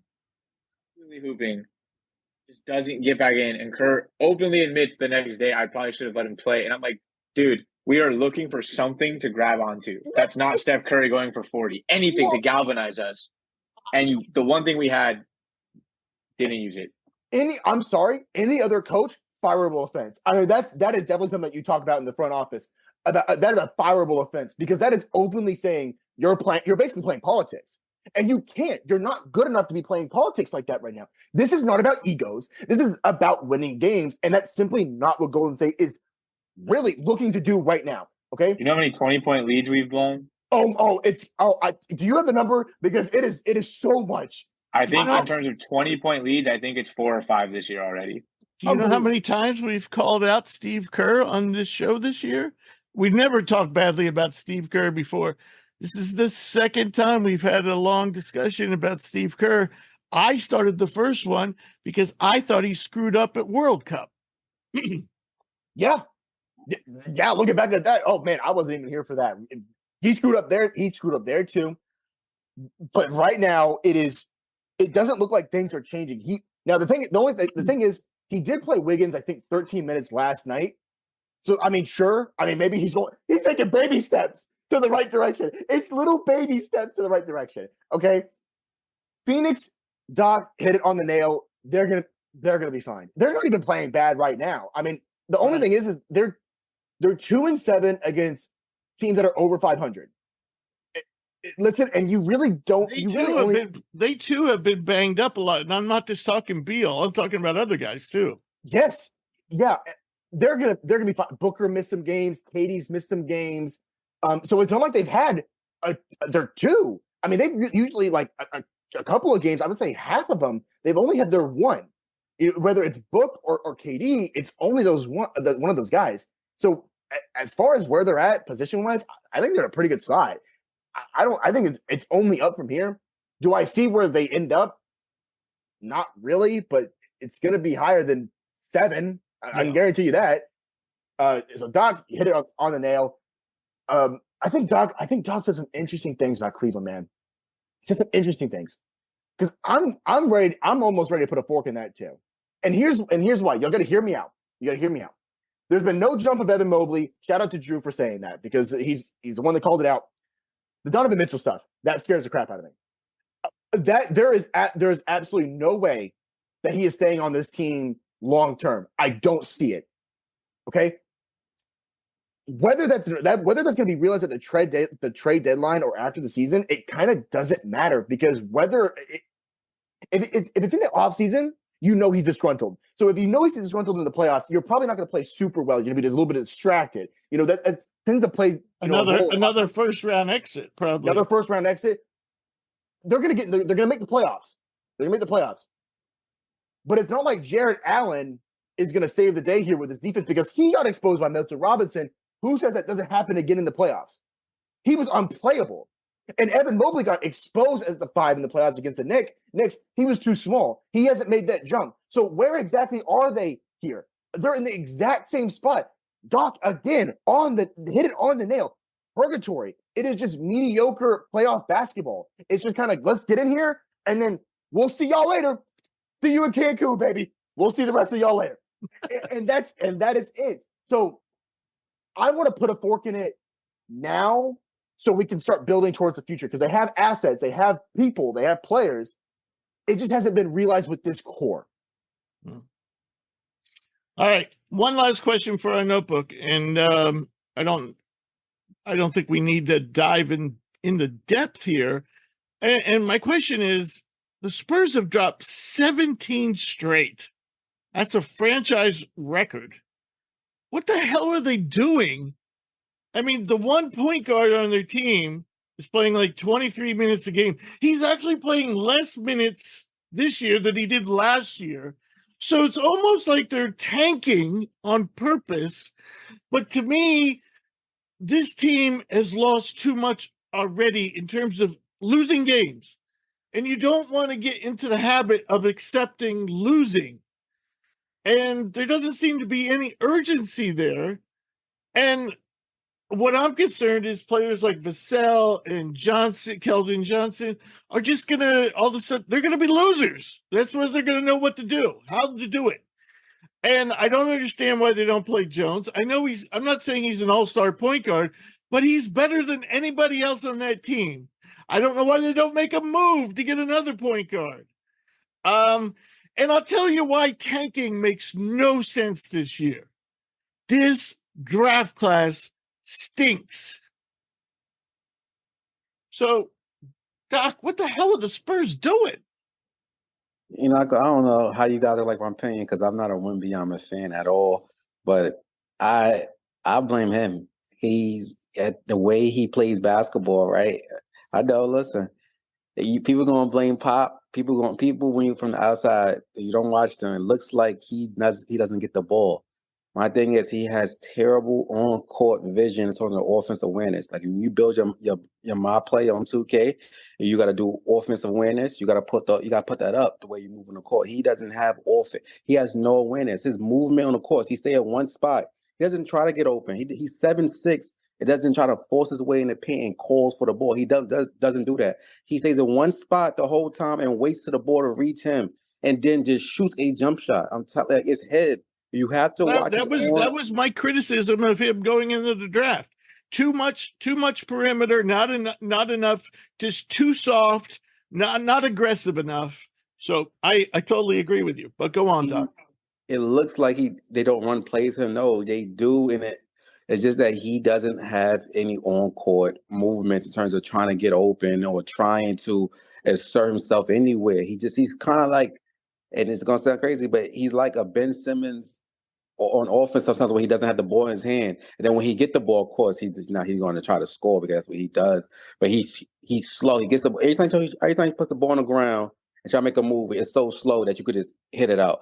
The game plan to guard him is just to put a forward on him, put a 6'6" or 6'7" forward on him, because you don't have to put a center. Don't ever put a center on him.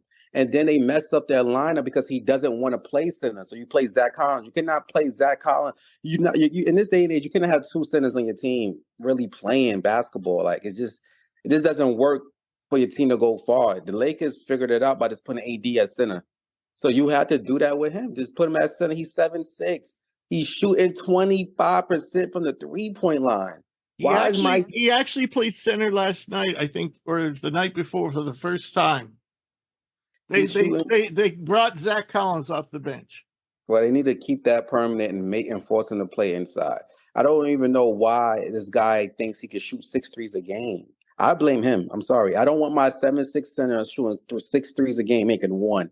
You shooting 25% from the 3. You shooting 42% from the field at 7'6". Stop it. Go. But at 7'6", I don't care that he plays like Kevin Durant. We got to stop that too. He doesn't play like Kevin Durant. Does not play like Kevin Durant. He's so slow. His handles is slow. All his baskets come off of just him shooting over by somebody, and hopefully it goes in. That's his game. And it's hard to play around. They team didn't look this bad last year. Even though they only won 25 wins, they team didn't look this bad last year. I watched Vessel and Johnson. They looked like they was going to be up and coming. Now it's kind of like they just digressed, and I just felt bad, honestly. And there's nobody's going to tell this Wembanyama dude what to play like, and they like scared because nobody's going to blame him because he's averaging 19. All people look at it, he's averaging 19. That's it. As long as he's averaging, that's it. His points is everything. Nobody look at his field goal percentage or his plus minus is horrible. All every game, by the way, every time. Chat for Rookie of the Year. Easy. Chat for Rookie of the Year. What? Okay. So let me summarize here. Mm-hmm. So you're saying that every flaw here. We're talking about Vassell. We're talking about Johnson. Vassell. Excuse me. We're talking about the record. We're talking about their defense. We're talking about Collins in the lineup. We're saying all of that stems from Wemby. Most of it does on offense. You're crazy. You are crazy. Listen. Is he not a generational talent? Listen. Okay. There's a couple points that I completely agree with. Number one, he is not Kevin Durant. Anyone who did any sort of research on him, anyone who did any sort of analysis on him knows he's not Kevin Durant. Okay. Every single person knows that he's not a 3. Every single person knows he is not a consistent 5 either.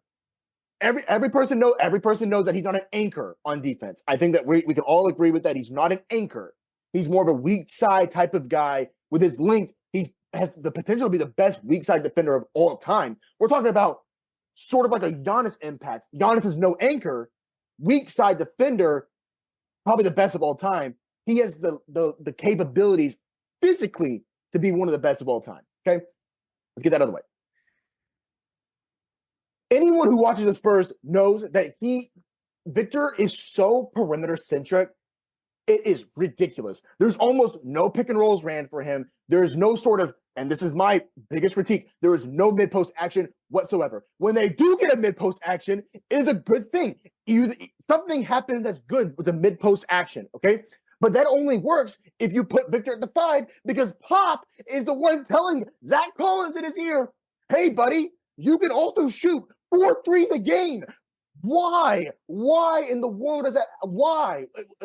He's never proven himself as a 3-point shooter. He had a little bit of range in college, but he was not shooting that with Gonzaga. He was shooting more mid-post and mid-range shots. He had the potential to be a 3-point shooter. He has not shown that whatsoever. To say that this is on Wemby is ludicrous. I mean, it's crazy, Doc. I mean, this is a whole bunch of things. They have no person. They don't have a single person who can make a post-entry pass. Can we agree with that, Doc? Not a single person on that lineup besides Trey Jones can make a post-entry pass. Right. I was going to say Trey Jones can. Now, look, you know that sentence you just said about Pop not running plays for a pick and roll and not doing the mid-post, right? This is the same argument I brought up every time with Joel Embiid. It is not about calling plays for these guys. It's about that star going and doing it himself. This is the NBA. No, we don't run plays no more in the NBA for real. So it's the star to say, I'm gonna go set a pick, give me the ball, I'm gonna pick and pop, or I'm gonna go to the basket. He doesn't do that though. He doesn't want to do it. Just like Embiid doesn't want to do it. Embiid used to blame Ben Simmons, right? No. Yeah. As soon as Ben Simmons left, When Embiid did, shot more threes with Harden. That's what these guys want to do. That's not on the coach. That's on them. They want to play on the perimeter. He doesn't want to go in the mid post, and he doesn't want to set screens. He's not, and definitely Wemby. Embiid got better. Embiid does it when he knows his team need a basket. Embiid really wants to win badly. But then Embiid sometimes go do knucklehead moves like he did, and I don't want to say about the Sixers, but Game 7, and start shooting jump shots again. But hey, that's where Wemby got to get out of. He got to stop thinking he's a shooting guard and play like a 7'6" guy. And Doc, you know what? I don't want to go bash the Sixers, nothing like that. But if he's gonna be shooting jumpers, he's either gonna do that, take 2 dribbles, and man, he's gonna act like a truck hit him in the paint. I mean, the man is a giant, and he's acting like Grant Williams is gonna stop him in the paint. Brother, you are one of the most dominant, physically built centers of all time. Act like it for like a playoff game. Act like it for Game 7, and you win. You go to the conference finals. It's not rocket science here. My thing is this: first of all, it's way too early to say it's all Wemby. Way too early. But with the Ben Simmons thing, the spacing was always off for Philly, right, Doc? I mean, we can both agree with that, right? It was always off. Like the spacing was weird. Like you had to play it weird. You had Embiid setting screens in the paint to little screens in the paint to make sure that they don't have like the big kind of contests, and it was a great play. But I mean, you had to do that to take in Simmons and let him do some sort of offense, right? Wemby's spacing is atrocious. I mean, it's horrible because when you do have Trey Jones on the court, you're just gonna sag off him, and because he plays a lot of minutes with Zach Collins, you're gonna sag off him too. And it's not like Keldon Johnson is some elite catch and shoot player either. He's more of a, I'm going to take a couple dribbles. I'm going to shoot a mid-range shot. I can make a couple of threes every now and then, but he's more of a shot creator, kind of Harrison Barnes type. So his spacing's not exactly there either. I think that in a couple of years, if we start seeing the same thing, no sort of aggression, like you're saying, we got to have a serious talk because that's mental. That's a mental block. And you and I both know that those mental blocks, sometimes you don't get over it and you now waste players' potential because you and I both agree with the whole Zion thing. Mental, right? It's mental. He can't say it is. I do not want to be great. That is Zion Williamson saying that with his body. I'm sorry. I don't want to go back on the Zion thing. We've talked about it a bunch, but that is a mental thing. If we don't see any improvements, mental thing with Victor. I feel you. Drew, do you have anything to add to this? I mean, I'm definitely we've talked about Wemby a lot, not just here, but just in general. Like we are a draft show first, and I think we're seeing to fruition some of what Doc said. Not saying it can't happen. He's just not ready to be a dude, like the dude right now.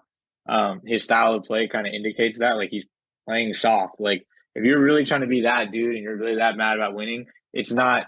It's give me the damn ball. I'm going to the block. And I'm going to shoot 70, 80% of the rim, and you're going to have to foul me to stop me. It really was that prominent of an issue.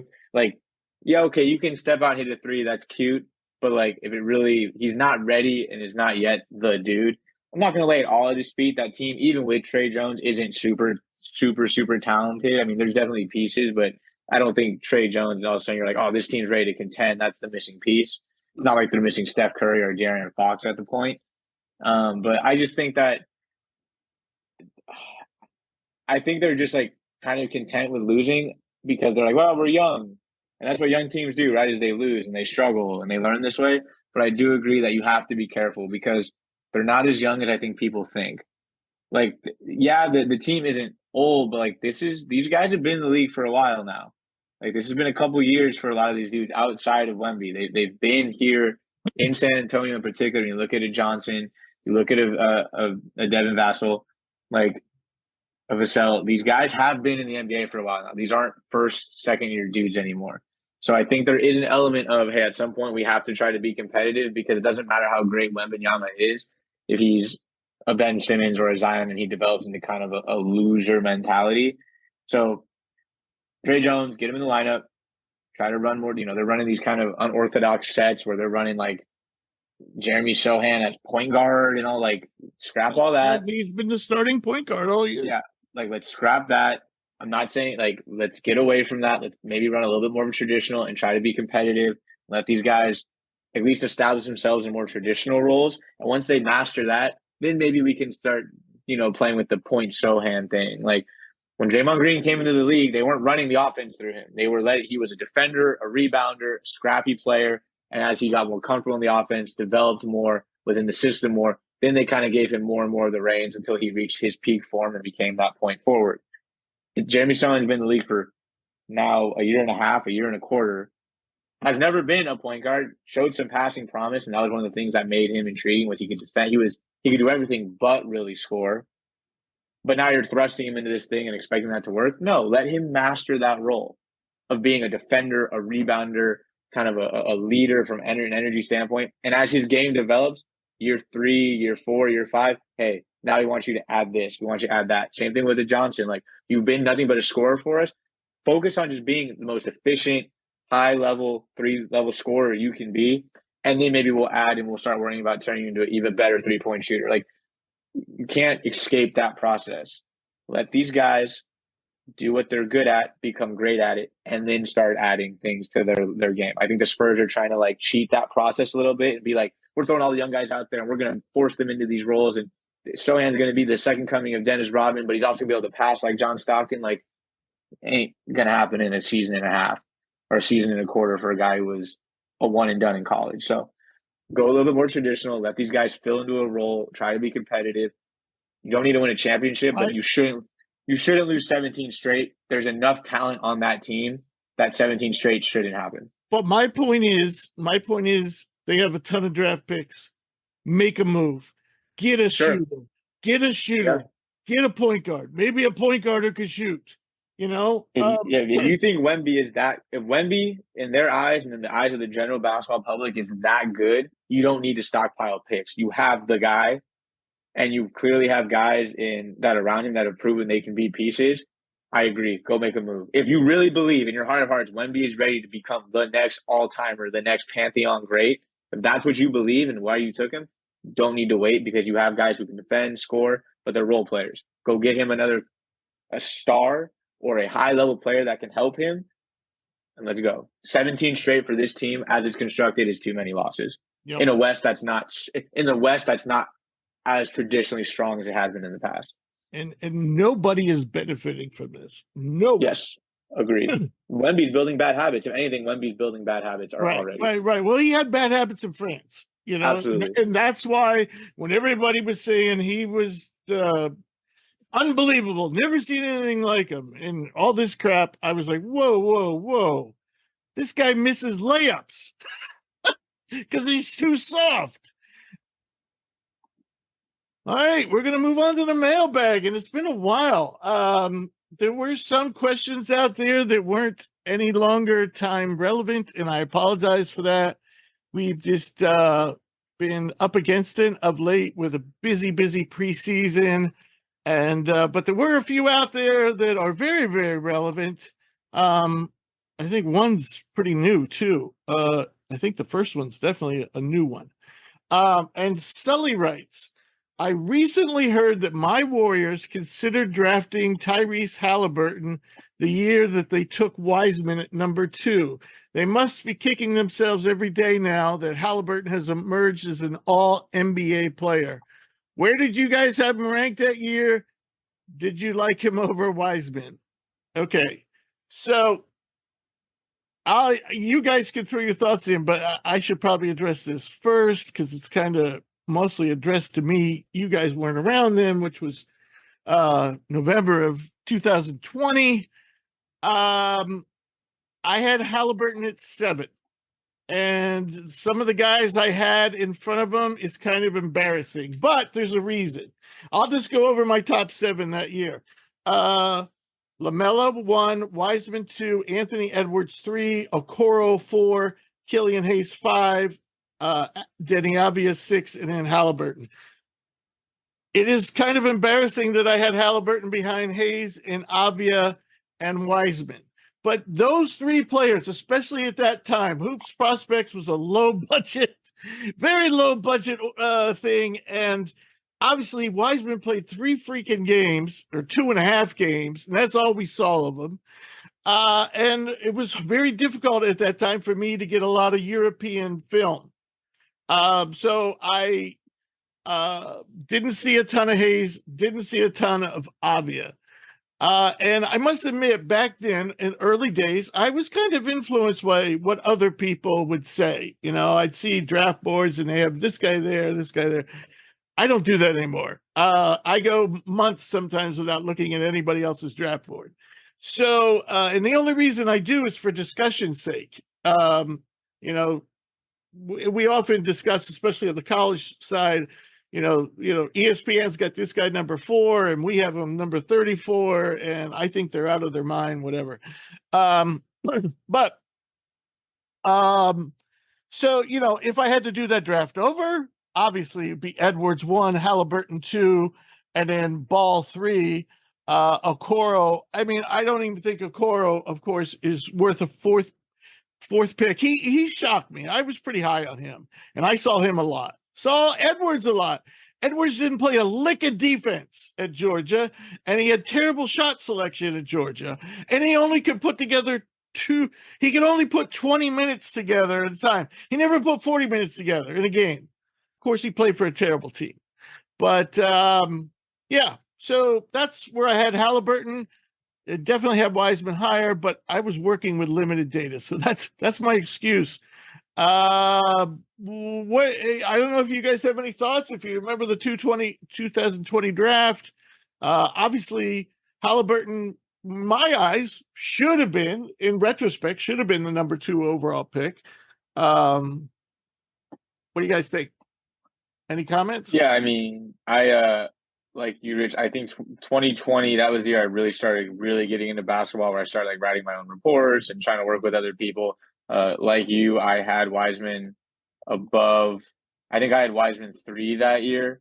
I think I had Edwards 1, LaMelo 2, Wiseman 3 that year. Or no, I had Wiseman 2, I had LaMelo 3. That's how I have the top 3. So like you, again, there was a bit of like hype, a little bit of like look at the size, look at the strength, look at the, you would think that there's a safer floor there. I think just as a Warriors fan and as somebody who liked Halliburton and had him in my top 10, I don't remember where he was, but I, like you, had him probably in that 7 to 10 range, if I remember it correctly. I'm not going to sit here and claim that I had him a top 5 pick. I think the most painful thing is just hearing the Warriors talk about it, and all they say, Bob Myers, Steve Kerr, wow, this kid can really play. Oh, this kid was really good. He was killing it in workouts. This guy was awesome. And you didn't take him. Myers talked about what it was obvious to him that he was a leader and intelligent, and had an abundance of leadership and quiet confidence oozing from him. Yep. Why did you take the guy who only played 2.5 college games then? And had issue, and there was issues around those 2.5 games. It wasn't like he was hurt and it was like, you got to go out. It was like there was a reason why he didn't play, because there was some suspect stuff going on. So I won't claim to be some prophet who called that and tried to retract. I was definitely wrong. I wasn't so wrong that where I was like Halliburton's going to suck, but like it's more just painful because the Warriors have been so openly like, haha, oh well, we messed up, and it's like, realize what this dude is and the way this dude is trending. You didn't just mess up. You didn't miss the boat. You didn't even get to the docks. You didn't get out of bed in the morning. Like, so that one kind of stings a little bit. I won't lie. Doc or Mav, have any comments about that draft? Yeah, I got a few comments. Yeah, I'm going to ruffle some feathers here. It wasn't the wrong pick. I'm sorry. In hindsight, sure. You look at him now, he's fantastic. I mean, we're talking about a potential all-NBA player. We're like all-NBA first team here. Like, we're talking that type of player here. Let's not act like the Warriors didn't win a chip after this pick. Let's not act like the nucleus there wasn't still, quote unquote, in their prime. I mean, you had the Clay injury and everything, and they're coming back from that. And I believe that was the season where Steph also injured his wrist. And so he's coming back from that. Didn't really matter. They had all the leadership. They had all the qualities to make that work, even with his off the court issues, whatever that might be. Wasn't the wrong pick. Here's why. But don't you think don't you think with Wiseman, it's totally, we're again in this Wembanyama territory, this Zion territory of just the desire's not there? Yes. With him, absolutely. With Wiseman. With Wiseman, absolutely. Now, you can change motivation. But doesn't quitting after 2.5 games, you leaving your team, Rich, your team in the lurch, doesn't that? Rich, let's look at the scope here, okay? Because it's not like he's being drafted by the Pistons. It's not like he's being drafted by the Spurs, with a bunch of young players, everything like that. You have Pop there. The Pistons, they just brought in Monty and everything like that. This is being drafted by Dynasty Warriors here, okay? They lost Kevin Durant. Looney was not the player he was now whenever Wiseman was picked. It wasn't like Looney was out here, junkyard dog type of 40 minutes a playoff game, grabbing 20 rebounds in the conference finals against my Mavs. I still have nightmares, man. All right. Wasn't like that. This was a team that was saying, where do we go from here? What are we missing? Because we brought in DeMarcus Cousins with the Kevin Durant team. They didn't realize with the whole Looney situation what he brings. Why don't we take a chance with this center right here? Now he's a risk, but if we fumble this pick here, we don't really lose too much. Because let's go back into history here. Let's look back at the player we're talking about, Halliburton. Where was he drafted, Rich? He was drafted in Sacramento. Right, like at 12 or something like that? He was drafted 12 to Sacramento. 12 or 11, yeah. 12 to Sacramento, okay? Is he playing that well for Sacramento? Did he ever play that well for Sacramento? No. No, he didn't. No. He had showed flashes, but it was always De'Aaron Fox's team, no matter what. It wasn't until he got to the Pacers where he was able to be more ball dominant, was he fully realized. Now we're saying here, when the draft, everyone in here knows, the draft is all opportunity. It does not matter how good you are. If you don't have the opportunity to show it, it will bite you so quickly. It is so important to be on a team where you can show yourself out and you have an opportunity to play in NBA games and show yourself out in practice. Simply put, Wiseman had the opportunity, didn't have the opportunity. I'm not exactly sure what was happening because we can go right back and send this right back to Steve Kerr, the man who won't even bench Andrew Wiggins. Can't even play Moses Moody, fantastic young player. Kuminga, who was supposed to be a fantastic young player, I still think shows flashes, but he still won't play him regular minutes. We're expecting to sit here and say James Wiseman was going to get proper opportunity and proper development with Steve Kerr and his stubbornness. Yeah, it is. Listen, Wiseman fumbled it, but we're sitting here and saying that Halliburton was going to be the same player with the Warriors. Even with the whole Steve Kerr thing, I'm sorry, Halliburton is not the same player with the Warriors. Hindsight's always 20/20. You can always look at his play, but that's his play is solely because that is his team over there. The Warriors would not have been his team. It would be a completely different story with Halliburton if he was with the Warriors. I'm sorry, I can't sit here and say that it was the wrong pick. I'm sorry. Doc made an interesting joke while you were ranting. Doc, you want to say that out loud? Yeah, I just said that he'll be a Sean Livingston. Doc, you're with me. He said if Halliburton went to Golden State, he would be Sean Livingston.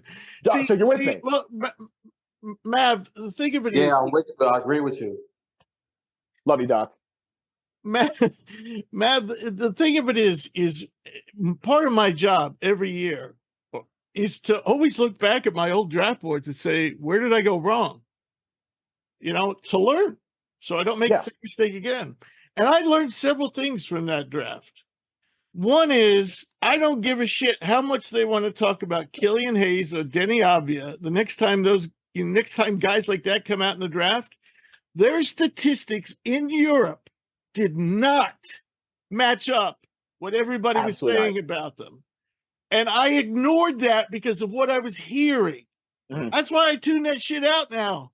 I don't want to hear what Giovanni or whatever the hell his name is or Wasserman's saying. I don't want to hear it.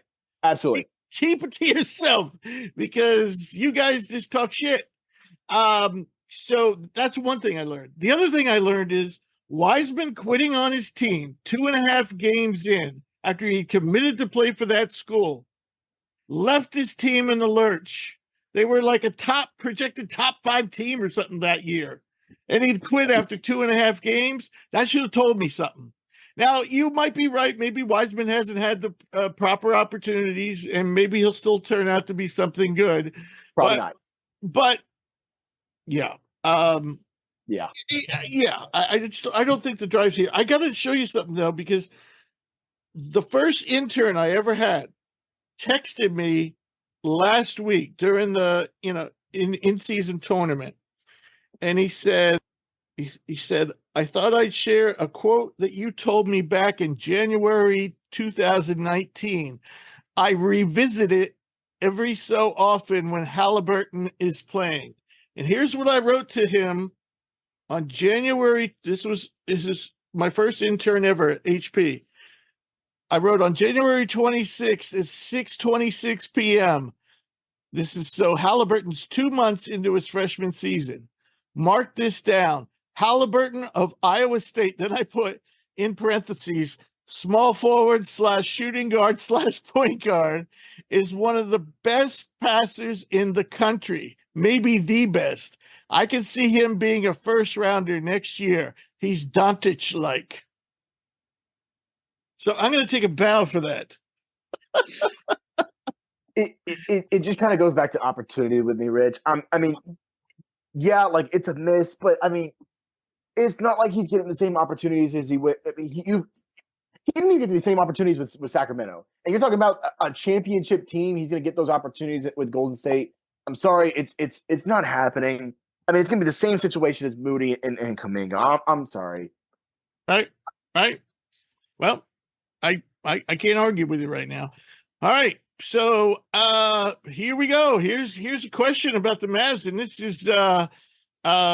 is basically partially, I believe, based on your articles that you wrote last year, Mav. Derek says, last year you guys were high on the Mavs in the preseason, and they didn't make the playoffs. We, in our forecast, you were allowed to break ties and so forth, and you picked the Mavs to win it all. And I think because of the tiebreaker process, as a group in the Fearless forecast, we had I don't think we had the Mavs winning it all, but I think we had the Mavs winning the West. No, it was no, we didn't have the Mavs in the finals winning it all, but we had the Mavs as like a top 4 seed or something like that. Okay. And he said this year you guys dismissed them. Well, we didn't quite dismiss them. We had them 8th in our preseason group poll. And there's a good chance they could finish with a number 1 seed in the West. Having second thoughts about the Mavs' chances this year? Well, I think that last part is for y'all because Maverick Swenson did not have those second thoughts because those thoughts didn't even come in the first place. I was just a year too early. Listen, I was a year too early. I'll admit it. I was a year too early, but we're here now. I want to hear from Doc now. That's who I want to hear from. He was on me whenever I left. I want to hear from Doc. Yes, I was only because as soon as I came in about January, Luka Doncic was getting 50 points the whole January. Oh my God, he was killing, wasn't he? Remember that time when Luka was averaging like 40 in the month of January? You loved that time. That was special. That was special. It didn't last very long, did it? Listen, brother, listen. Whoa. Because we didn't get talking after that. How many injuries did the Mavs have last year? Oh, boy. Yes. Who? Tim Hardaway? Luka was out for a while. He had a hamstring injury. Kyrie Irving had an injury. I mean, it was ridiculous. And don't get me started on Christian Wood. What in the world was that? I remember someone on the staff, or a couple people on the staff, picked Christian Wood last year as the 6th man of the year. What? I can't believe the mitigated goal that man had on defense because it was atrocious. No, I mean he would sit in the paint and not contest shots. He wouldn't even play up and pick and roll. He was playing drop coverage. How is that even possible? How do you not contest a shot if you're in drop coverage in the paint? That's the whole point. That is the whole point. The Luka and Kyrie experiment last year was this. You couldn't close games. Y'all were being it all 4 quarters, but the last minute of the game, it was like hot potato. You want to take the shot, or I'll take the shot. Yeah, I mean, they just came together, Doc. You and I both know that.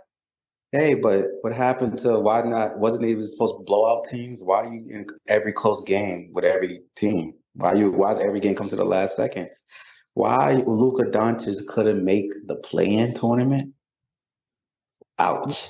Whoa. Rewind. Aren't we the ones talking about how insignificant this play-in tournament was? Hey, but being 11th You seed. just told me the play-in tournament didn't matter at all with the Lakers. So why whoa. It's just narratives, Doc. We're just talking about narratives here. Because you're saying that it doesn't matter with these teams, but for the Mavs, it does? I never said that the play-in tournament didn't matter. I said the top 10 seeds. I said for the Memphis, them making a 10 seed is possible to go into the play-in tournament. But no, okay, so you're talking about the play-in tournament, okay? And you missed it. Okay. But hold Why on, did we miss it? before that, let me go on this year. Okay, yes. No. Why did we miss it? Why did we miss it last year? We dismissed them last year because you guys didn't even make the play-in tournament. That's why we. But why did we miss it, Doc? Well, because you guys tanked at couldn't. the end for one. Luka missed 8 games in that stretch. It was just Kyrie. I mean, he had missed. He had missed 4 games after the Kyrie trade. I mean, this is well documented. Were we good last year? No, because we didn't have the roster. We did not have the roster. Oh boy, Doc, we did it. How in the world do we have a roster to make any sort of noise? It's basically you did because remember when you was here on the show, y'all was 3rd seed. You told me y'all was going to the finals.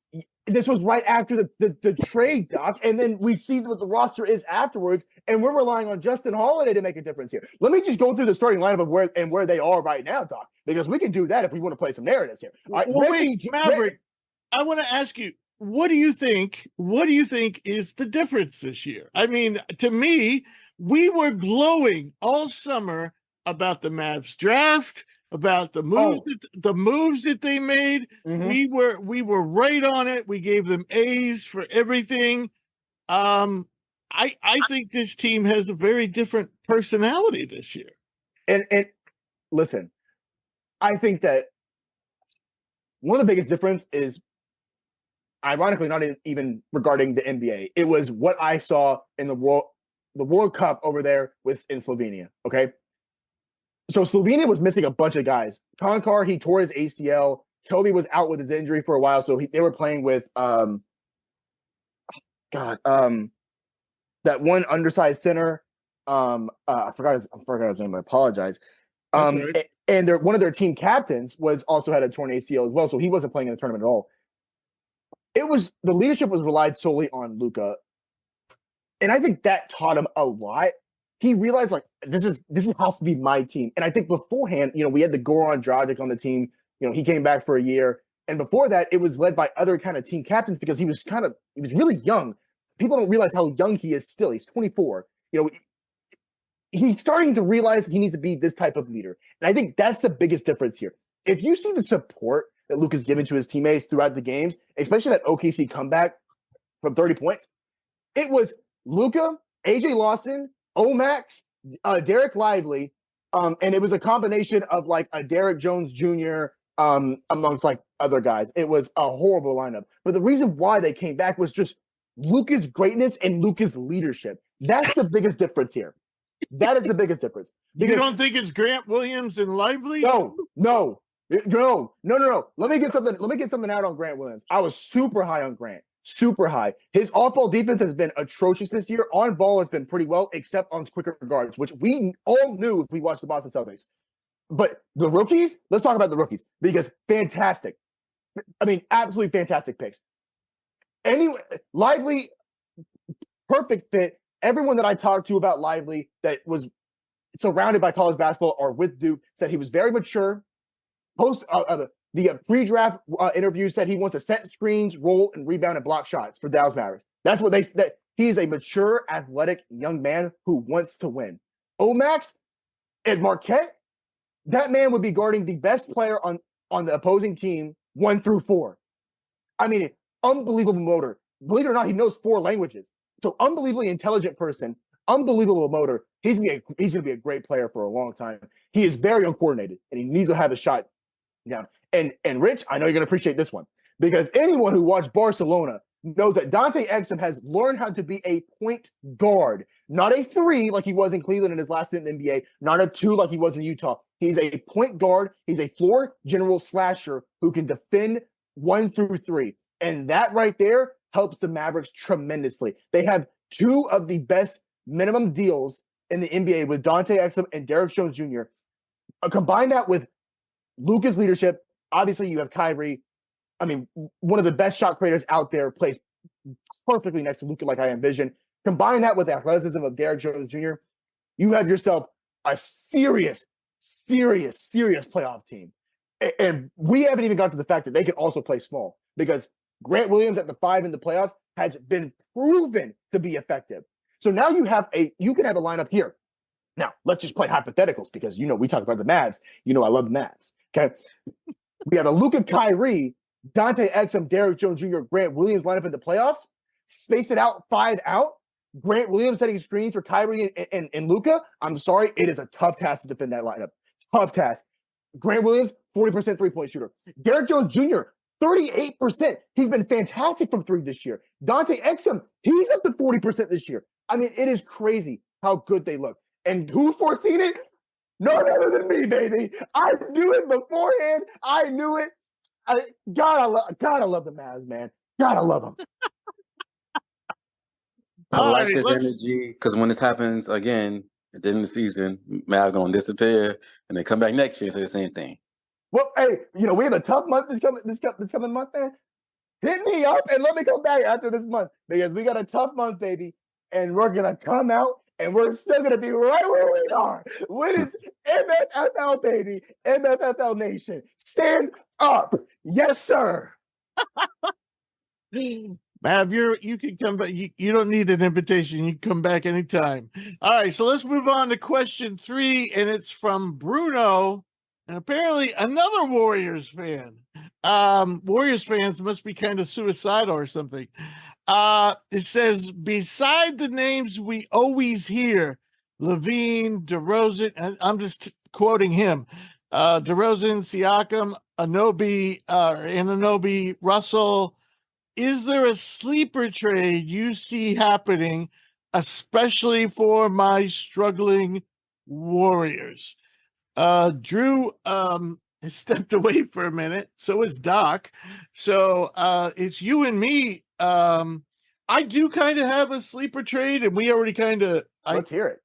Well, my sleeper trade is I think Jaden Ivey is wasting away in Detroit. Yes. And I would like to see the Spurs fork over, if Detroit would take it, a first-round pick in this draft for Jaden Ivey. It might take a little bit more, but I love the idea. Yeah, but the Spurs first-round pick is probably going to be number 1 or number 2. You got to put protections on that one, though, Rich. I'm sorry, you got to put protections. I mean, you can't just give up like a number 1 pick for Ivy here, even though we both agree this draft is not good. I mean, I am very dismissive of this draft. I would give up a protected first round pick this year and maybe a couple seconds. But my God, I love the idea. Love the idea, Rich. So the question, Drew, you can see it in the script, was basically he's asking here, beside the names we always hear, is there a sleeper trade you see happening? And he's another Warriors fan. So we've been hit up twice by Warriors fans. Is there a sleeper trade you see happening, especially for my struggling Warriors? And Drew left again. Well, let me answer for. Well, oh wait, I just had to close the door. I can hear you. I mean, say it, Drew. There's a sleeper trade. Well, I mean, we want to say the same name. You think the Warriors should do a trade? We want to say the same name. Thinking. Say it. I got 2. Say it. I got 1 from your team, and I got 1 from another. And one of them, I'm sorry, it's got to be Clay. You can't. What are we gonna? 1-year deal. You got to sign him back to a contract extension. We gotta move on. We gotta move on. You talked about this beforehand too. It was either going to be Clay or Draymond, and I think that they probably need Draymond more right now. So I don't know what you'd even get for Clay. I'm gonna be honest, but sleeper trade of the trade deadline. Yeah, I mean, like the Warriors need to fix a lot. In general, around the league, I could definitely see some draft picks being tossed around pretty freely, particularly from teams maybe like an OKC, a Spurs who've got some money because this draft is not very compelling. Celtics too have quite a few picks. Celtics have quite a few. Like, it's not a compelling draft. Those teams like OKC might be viewing themselves like, okay, look, the Warriors dynasty is done. The Nuggets look beatable, and every other team here we can beat. There is no team in the West that OKC should look at and be like intimidated of. In fact, I think they should be the ones doing a lot of intimidating, given that their youth they have, the variety of ways they can attack you with so many different guys who do so many different things. I can see them saying, screw it, we'll package a couple first and go make a move. I don't know of names, to be honest. I haven't followed the NBA enough this year to know who's disgruntled, who's not, contract situations. So I could definitely see there being some trades that pop that are going to catch people off guard, because I don't think people are going to be compelled by this draft. So I think people are going to be willing to move picks pretty freely for this year. And I think that in terms of the Warriors, Wiggins and Clay are going to spearhead any type of deal. I think the two of them will spearhead it, because I don't think you can trade Draymond. As much as I'm done with all of his crap. Yeah. Who the hell is taking that on? Like, what are you going to get? You'll get more from Clay, because Clay and go, okay, I've got light-skinned Kyle Korver. I'll stick him in a corner and let him shoot. Absolutely. There's value. That always has value. He still can shoot. And Wiggins, you're like, okay, can I rehabilitate Wiggins? And if I can't, if I haven't come off my bench, Wiggins as your sixth man is not a bad look. It's just the Warriors were like, this is our second best player now going forward, and he is clearly not. So you can get something for those dudes. I mean, we all thought that, not just the Warriors. You and I. Yeah, 100%. That's what I'm saying. Like, I thought Wiggins was ready to ascend to the second, the Robin in that situation, and he is not. So I think that you can probably package those two. There's probably a contending team out there that you can get something for. Now, the question for the Warriors is, are you trying to rally and turn this year around and make a run, or are you saying we got to rebuild? That's the question. Yeah. Can I list two more just really quickly? One's going to surprise you, and then one is not. I think that Josh Giddey will be traded no matter what. He looks horrible with OKC. I mean, they are not even playing defense on him. He's completely ruined the spacing. He's unplayable right now. Number two, this will surprise you. He was almost traded to Portland for the third pick. He was not the third pick, for the second pick. He was almost traded to Charlotte for the third pick. You heard rumors for both of them, but I think Zion will end up being moved to the trade deadline as well. What about Donovan Mitchell to the Knicks? It almost seems like written in the stars. Another thing that could be done is two teams that are really poorly built, and would be the Raptors and the Knicks. And the Knicks have like way too many guards, and the Raptors have way too many forwards. Yeah. I mean, they almost seem perfect for each other. But the funny part of it is they're in a legal battle and they hate each other right now. Yeah, I know. Could be heaven. Could be a match made in heaven, but man, that law, man. Right. Since this is our Christmas special, I am going to ask the guys what they are asking Santa to bring them this hoop season. So it has to be hoops related. So you can't say, I want to be 7 feet tall, or I want to be a millionaire. That has nothing to do with basketball. And since I personally know Santa, Santa was on the show last year, Maverick, believe it or not. I remember. And since I personally know Santa, he was kind enough to let me know what each of you is getting. He actually put in this little Christmas container is what your Christmas wishes are going to be granted. So we were supposed to have Pete, who you guys I don't think have met yet. Doc was supposed to be here. He disappeared on us. Jake has pneumonia, so he couldn't be here. Sorry, Greg. Caleb was tired, and so he's not here. But we have what Santa is bringing all those guys in here, and I know some of their Christmas wishes. So let's start off. I'm just going to reach in here and grab one, and see which one we get first. And let's see. This is Pete's. And I know what Pete asked for because he emailed it to me. Pete asked, here's Doc. So Pete asked for a Celtics NBA championship this year. That's what Pete asked for. That was his Christmas wish. So Santa says, as you can see, this has Pete's name on it. And this is actually a lengthy wish. Well, it starts off well for Pete. It says, you will receive lower level tickets to Game 7 of the NBA Finals as the Celtics host the Nuggets at the Garden. Unfortunately, you will not arrive until the start of the third quarter after being T-boned by a diehard Dropkick Murphys fan. You guys like Dropkick Murphys? Santa said this? That's what Santa said. This is what's going to happen. Maybe he doesn't have control over this, but he can see the future. To make matters worse, you will learn that both Jason Tatum and KP are both out with injuries, and despite Jaylen Brown's 39 points on 14 of 36 shooting, 14 of 36, that's Tim Hardaway territory.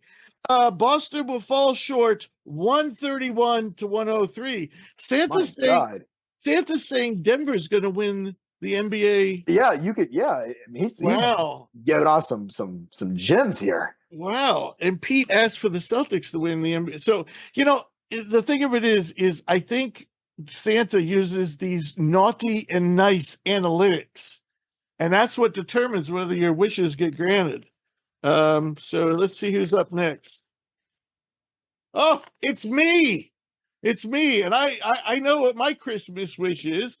Kind of like Pete's. I want the Sixers to finally get back and win the NBA Finals. Well, we know that's not happening here. What it says is, you already got your present. I got rid of Harden.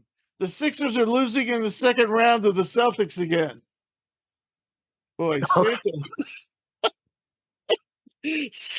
Okay, so we found out that Santa shooter. We found out that Santa is not a Harden fan. All right, that's good to know. Santa's not being very nice. This is Caleb's.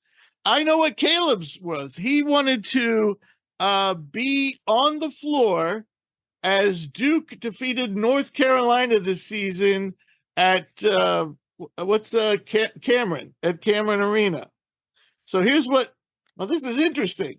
Santa says to Caleb, you will be invited to serve as an assistant instructor along with Christian Laettner and Grayson Allen at Bobby Hurley's basketball camp this summer, which has been renamed Unsportsmanlike Methods for Limited Prospects. Christian Laettner, Grayson Allen. All right. So, moving right along, no one seemed to getting their wish. And I don't even know what yours is, Maverick. Uh-oh, we have Drew's here. Now, Drew, you haven't told me what your Christmas wish is. What are you asking Santa for? What am I? I'm asking Santa for a Bulldogs championship parade through the streets of Spokane. If that's not going to work, he can also come down the chimney and hit me in the head with a hammer so I don't have to remember that UW lost, because I'm going to be scarred for the next 6 months. So I'll take the hammer to the head, man, if I've been naughty. But if I have been nice, I would enjoy a championship parade.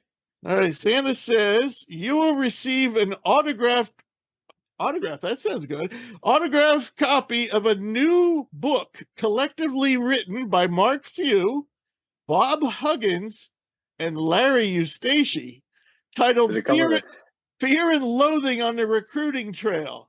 The foreword is written by Johnny Depp, and the book contains a 50% off coupon for a case of Pabst Blue Ribbon. Very nice. Very nice. I'll take it. That's I'll drown out my sorrows and read the book as I watch us lose in the Sweet 16 in the second round. You don't know why the forward was written by Johnny Depp? Johnny the Depp forward was in Fear and Loathing in Las Vegas. Yeah. So this is Fear and Loathing on the Recruiting Trail, and of course, At least I didn't have to get into an Uber driven by those guys. All right, who's next? This is Doc's. Doc, what's your Christmas wish? I guess my Christmas wish would be, I guess I wanted the Browns to play the Eagles in the Super Bowl. That's not basketball. But in basketball, my Christmas wish would be Ben Simmons back on the Sixers. Wow. Interestingly, this is about Ben Simmons and the Nets. Now, for those who don't know, Doc was I don't know if he still is, was a longtime season ticket holder for the Nets, right? Mm-hmm. Yeah. Even though the Sixers were your first team. And here's the good news. The Nets will have the first overall pick in the 2024 draft, thanks to Ben Simmons, who will recover from his back injury before the trade deadline, surprisingly show newfound touch as a shooter. The Nets Brain Trust will jump on the opportunity and trade Simmons to the Pistons for Bojan Bogdanovic, James Wiseman, Drew Timme, and their first-round pick. That's terrible. And with the first pick of the 2024 draft, the Nets will select Zach Edey. How about we just get the dude from Kentucky? Rob Dillingham. That's what we're going to take. He's a little on the small side. All right.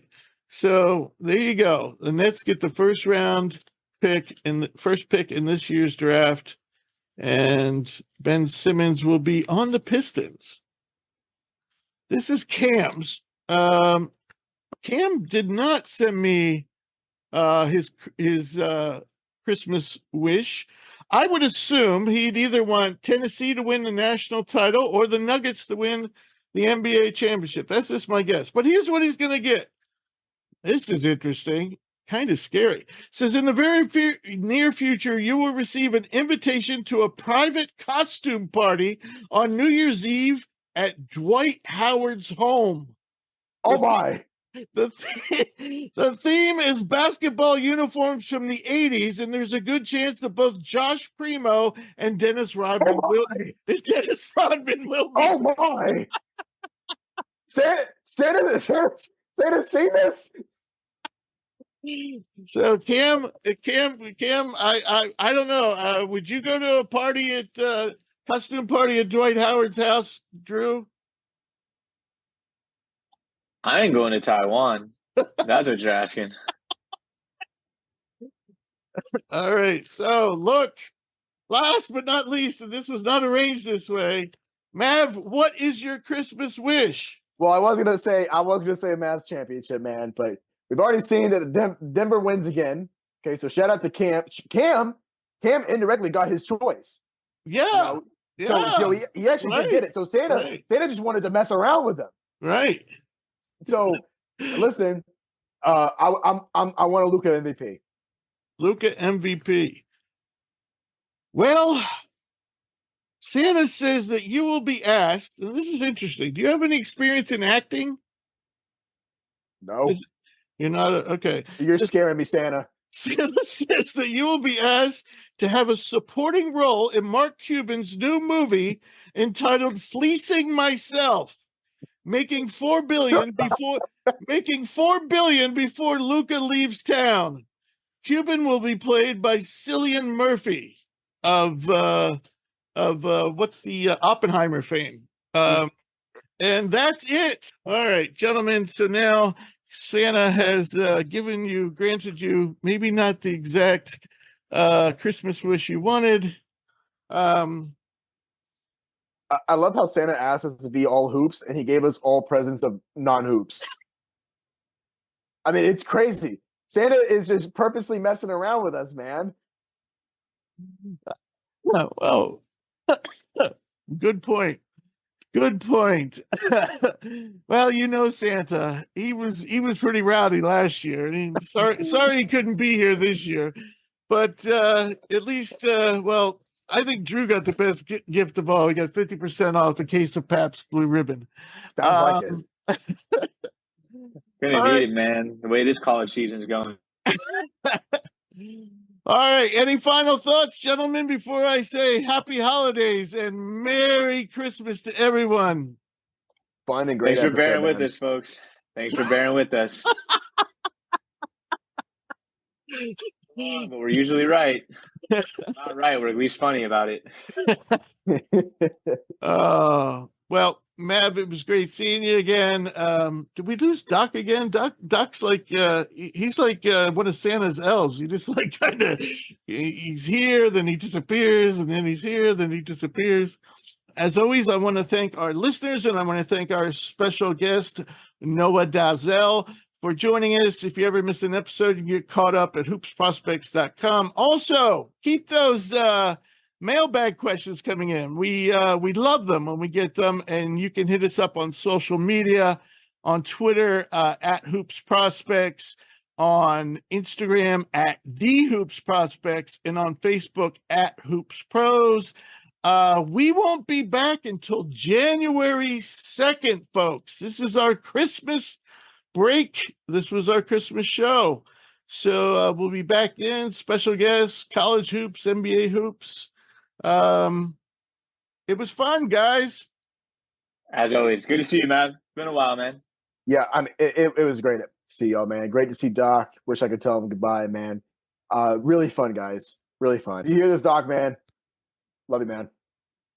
Merry Christmas. Ho, ho, ho, ho, ho, ho.